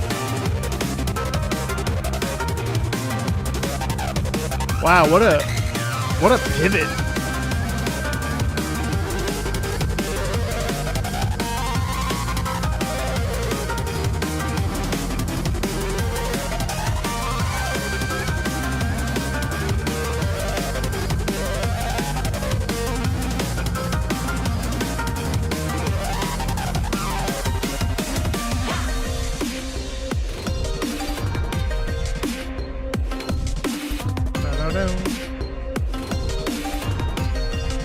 No, I'll shuffle.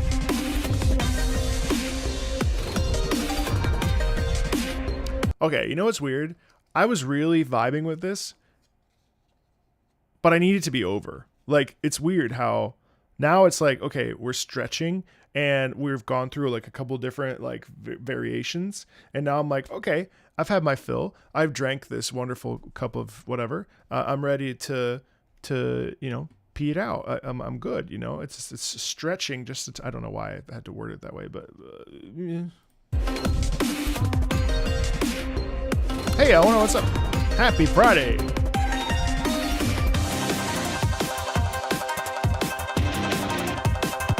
I mean, it's dope because this is a shamisen, so that's really cool.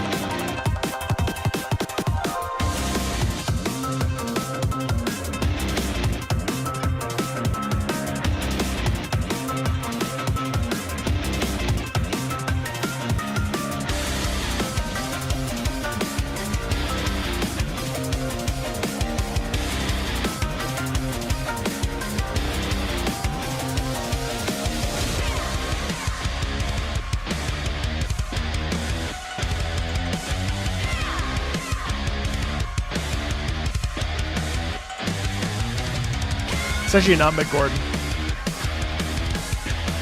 Atlas Plug and Caldweller.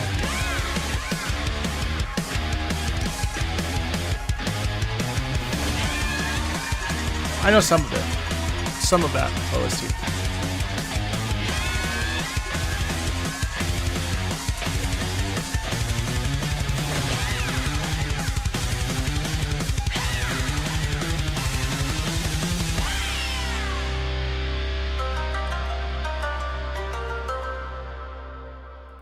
Man, is it bad that I don't? Well, I like that piece, Tom. Overall, I really like that piece. I think it dragged on like an extra 2 minutes, but other than that, it's okay. I really had a great time. Is it bad that I don't want to play Gears of War, like the new one that's coming out this month? I'm looking at a list. Sword of the Sea comes out this month, so I have to play that. That's Austin Wintory. That's like a must. Rogue Prince of Persia, by the way, insane soundtrack. Insane soundtrack, Rogue Prince of Persia. No, it's just the remaster. Okay, let's go to Dwarf Fortress, Sisters of War. This one is a lot more upbeat than the last main theme I suggested last. Kind of song the dwarfs sing to celebrate, and it's about women power. Hell yeah! It's also in Dwarven, so you might want to use the video for lyrics. Okay.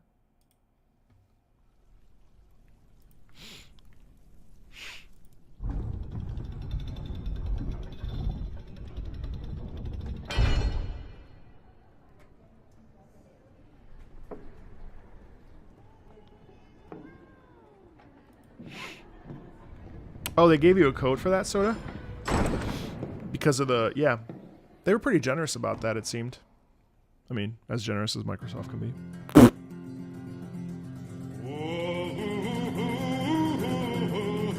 Ooh.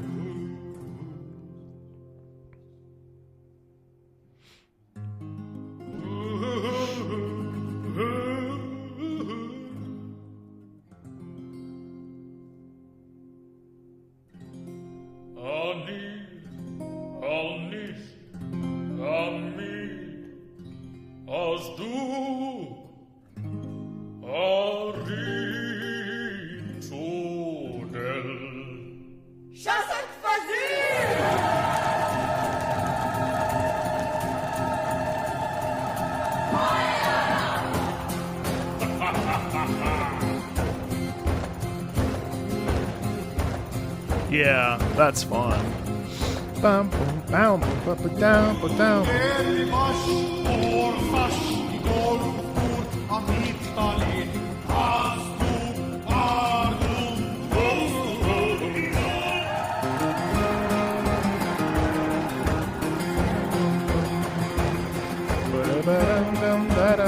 Yep, love it. It's great. Really good.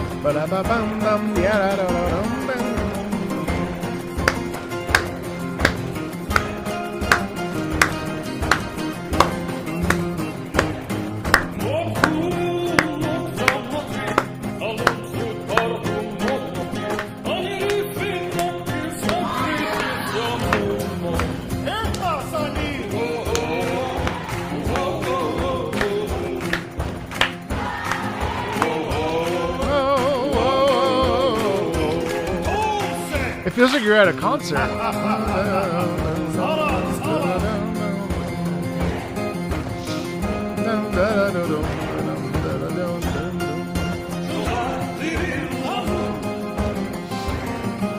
Yeah, it's not a big team, so like, how do they get it? It does sound like a live recording. You're right.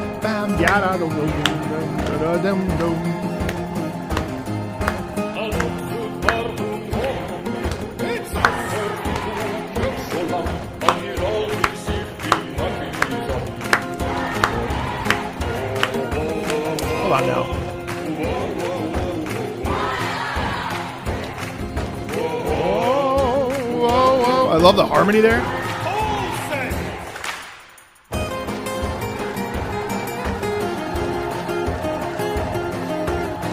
Oh yeah, it's this game. So random how good this is.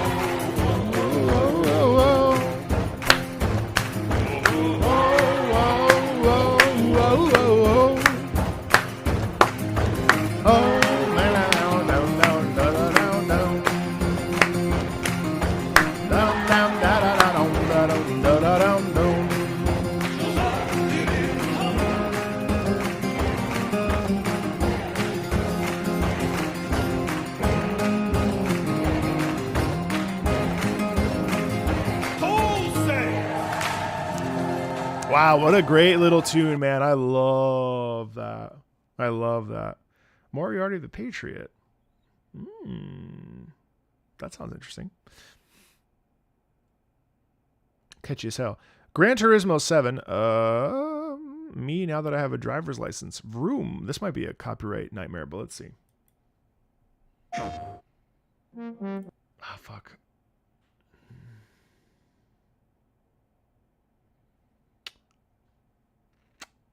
I'm so happy you got your driver's license.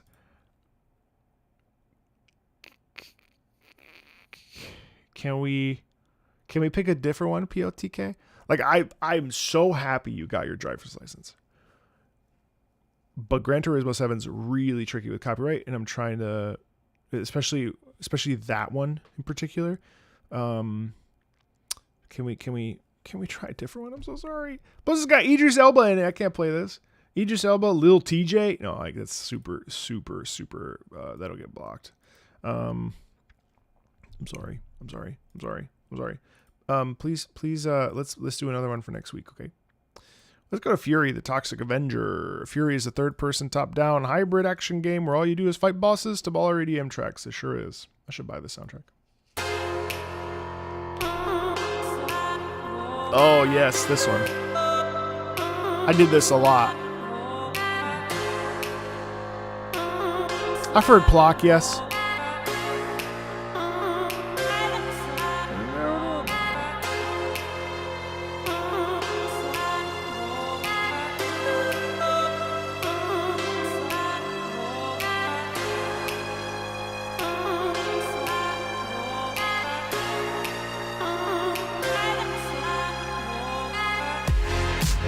Ugh.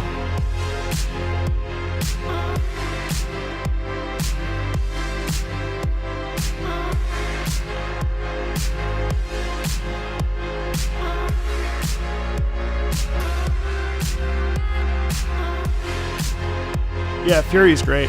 Really hard.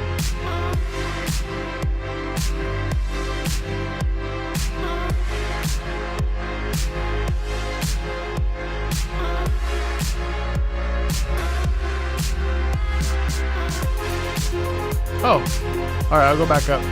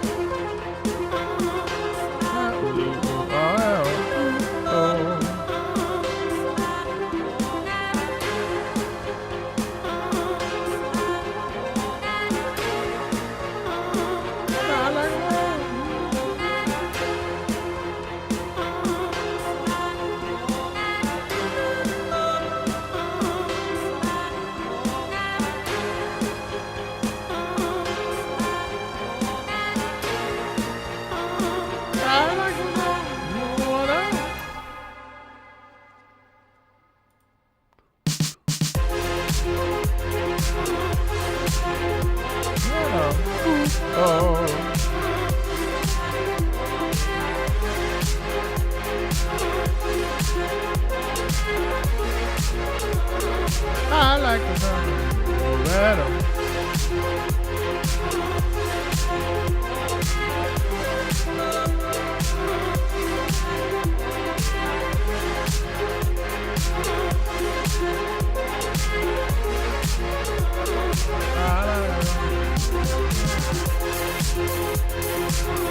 Hey Hans. Oh man. Oh.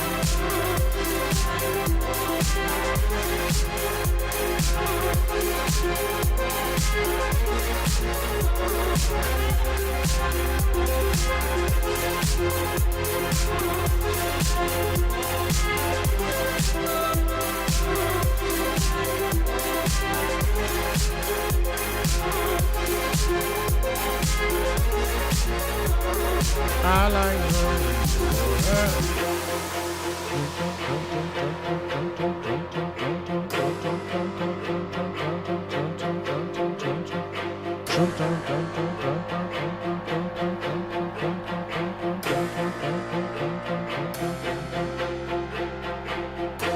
the damn harpsichord, so sick.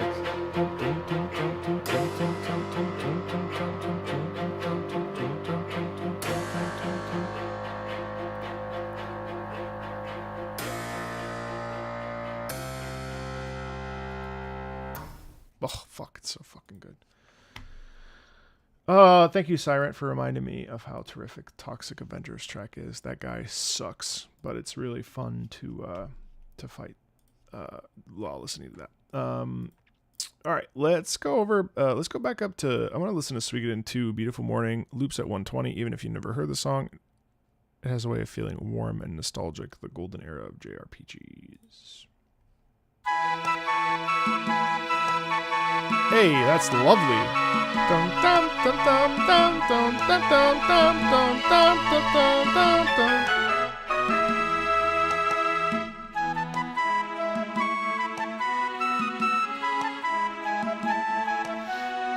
Enjoy your lurk.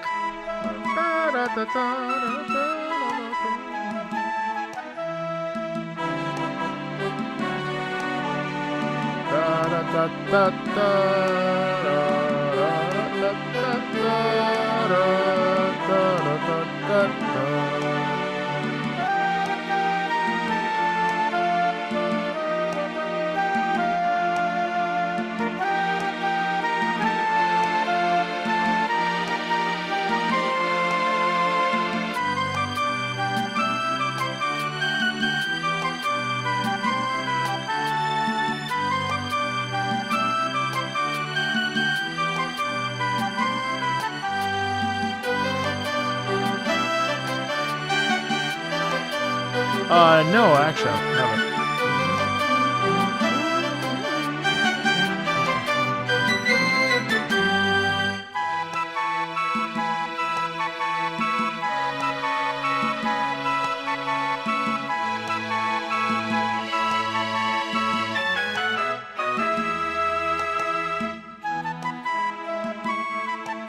It's such a joyful thing, isn't it?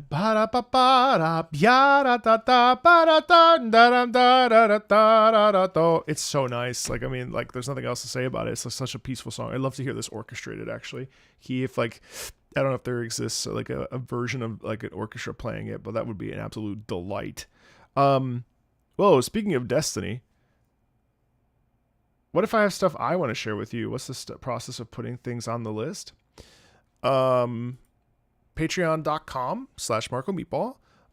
There's a tier where, the Tosca tier, where we just gather songs that folks like up until the 7th of the month, and then they get rolled over to the next month, where people can request songs and listen to and talk about and listen and just sort of engage in conversation around.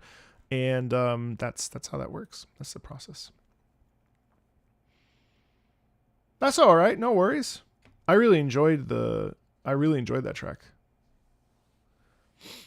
So speaking of Destiny, The Union. The song is from the Music of the Spheres. Yes, this is a really good album, which was the original OST for Destiny prior to official release. Yes. Yep. This is the boss you fight in the Black Garden. Man, good stuff.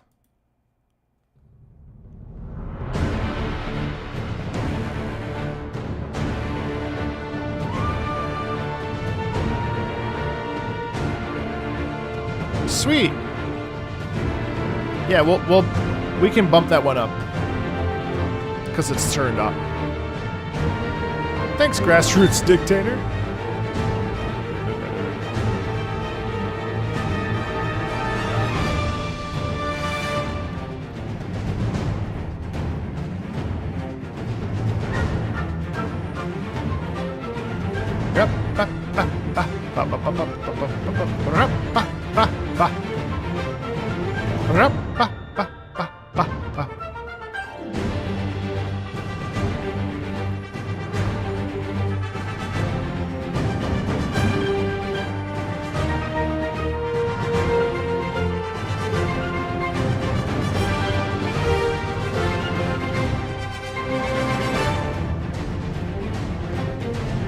This came out before the game released. They featured in one of the bosses.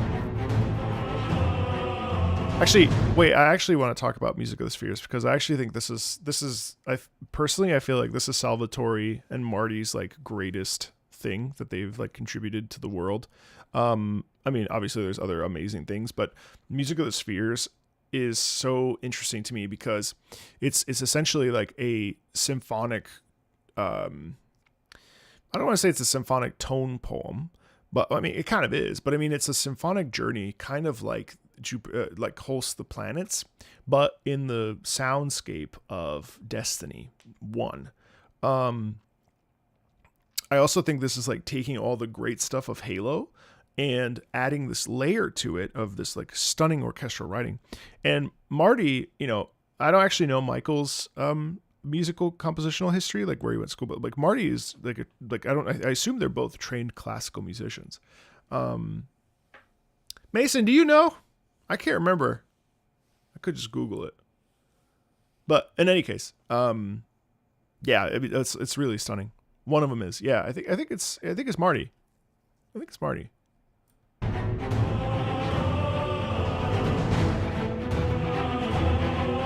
Yeah. Oh yeah, that's right. Yes. Yeah. You're right.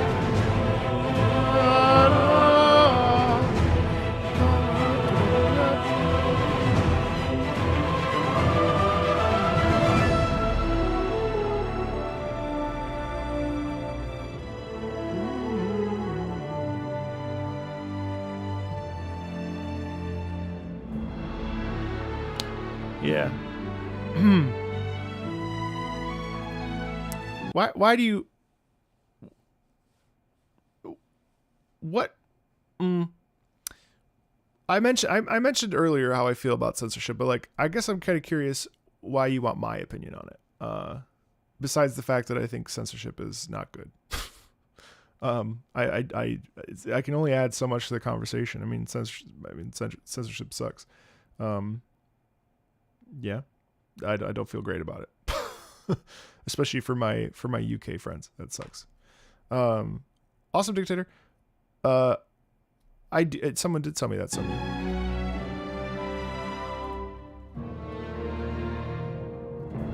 Sorry, not to wait. Hold on. Not to be like defensive about it, because I have no problem talking about it. But I'm surprised that I don't know why my opinion on it would matter. But that's cool. I'm happy to share my opinion.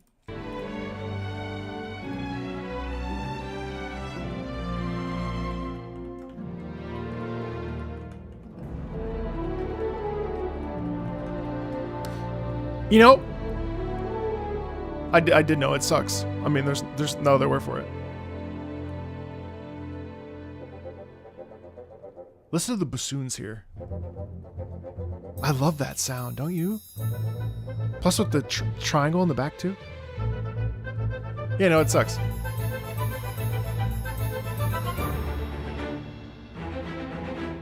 I love the sharpness here in the strings.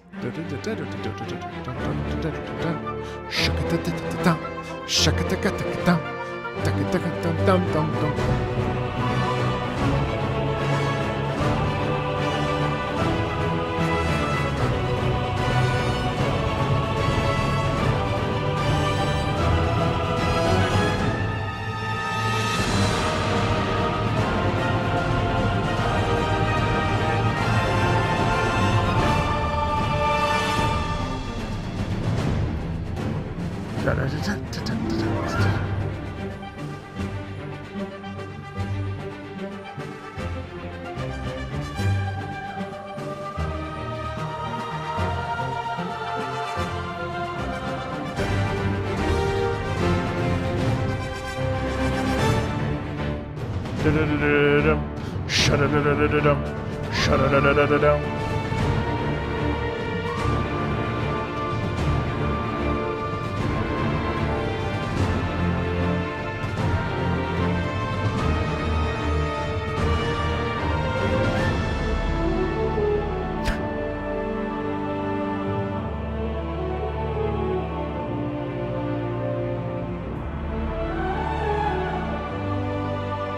Oh, whiskey only Patreon. Well, YouTube.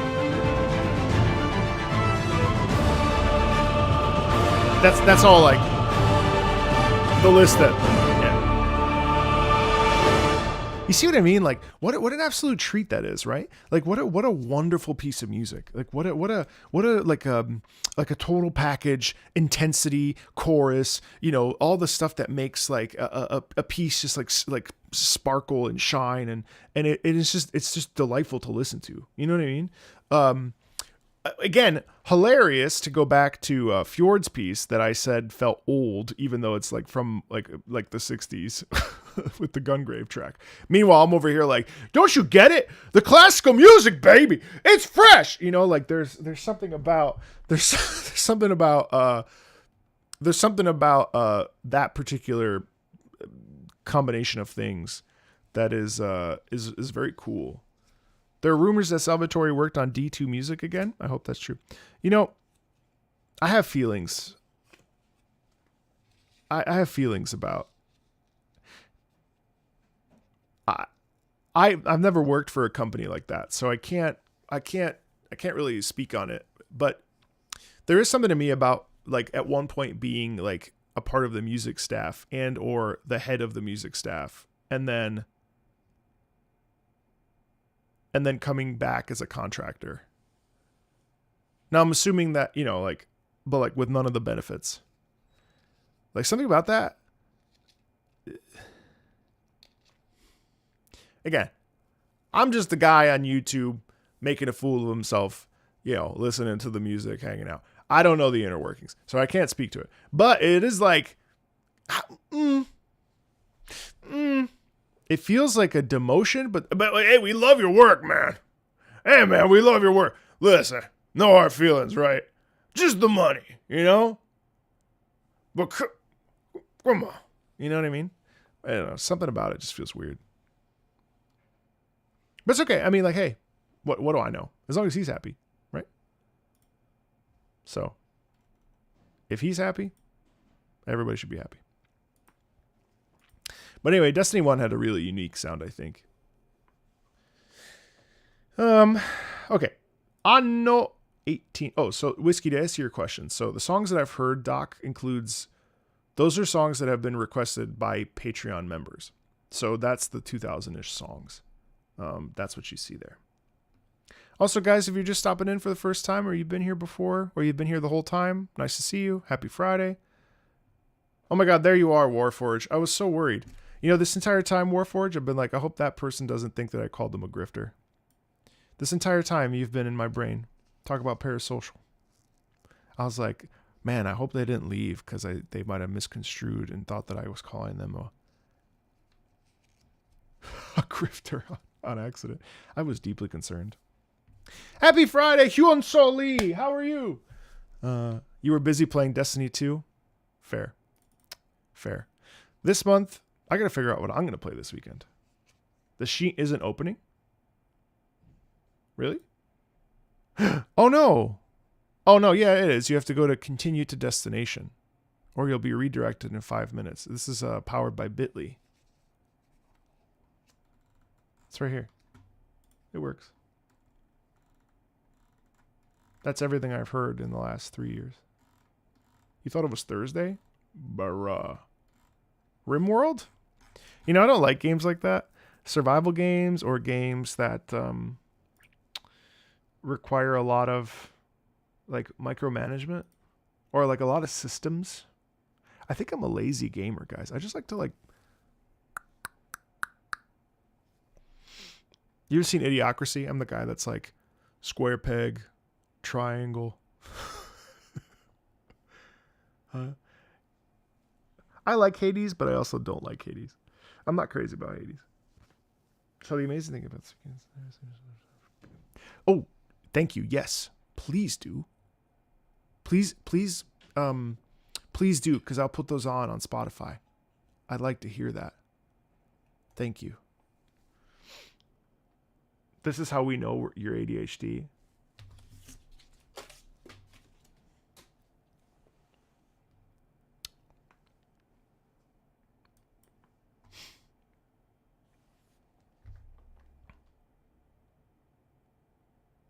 Hold on. Playing Warframe right now. All right, guys, I have a hard out at 3, so I have to stop there. I feel like we got through a bunch of really good stuff. I mean, we really only have 1, 2, 3, 4, 5, 6, 7, 8, 9, 10, 11, 12, 13, 14, 15, 16, 17, 18, 19, 20, 21, 22, 23, 24, 25, 26, 27, 28, 29, 30, 31. Oh, I love Divinity Original Sin 2. Criminally underrated. I think Divinity Original Sin 2 is better than Baldur's Gate 3. I love Hades broke one of your keyboard space keys. Oh no. I will be back later tonight, I think, for some variety streaming, mostly just hanging out. Just like no pressure, just chilling, playing a bunch of different games. There's like a bunch of games in my rotation right now that I feel like just hanging out and playing. I might play some Street Fighter 6 because of Evo. But yeah, thanks guys for hanging out. It was really a good time. I really appreciate you guys. And yeah, I'll talk to you super soon. Okay. Have a great weekend. You'll probably see me a lot this weekend. I'll be streaming quite a bit this weekend. So if you are looking for a place to hang out or you're not doing anything and you want to chill, well, definitely check it out. Thank you for the gifted subbies today. A lot of gifted subs over there on Twitch. And thank you as always for everyone hanging out and spending time. So of course, see you guys later. Take care of yourselves. Okay. Bye.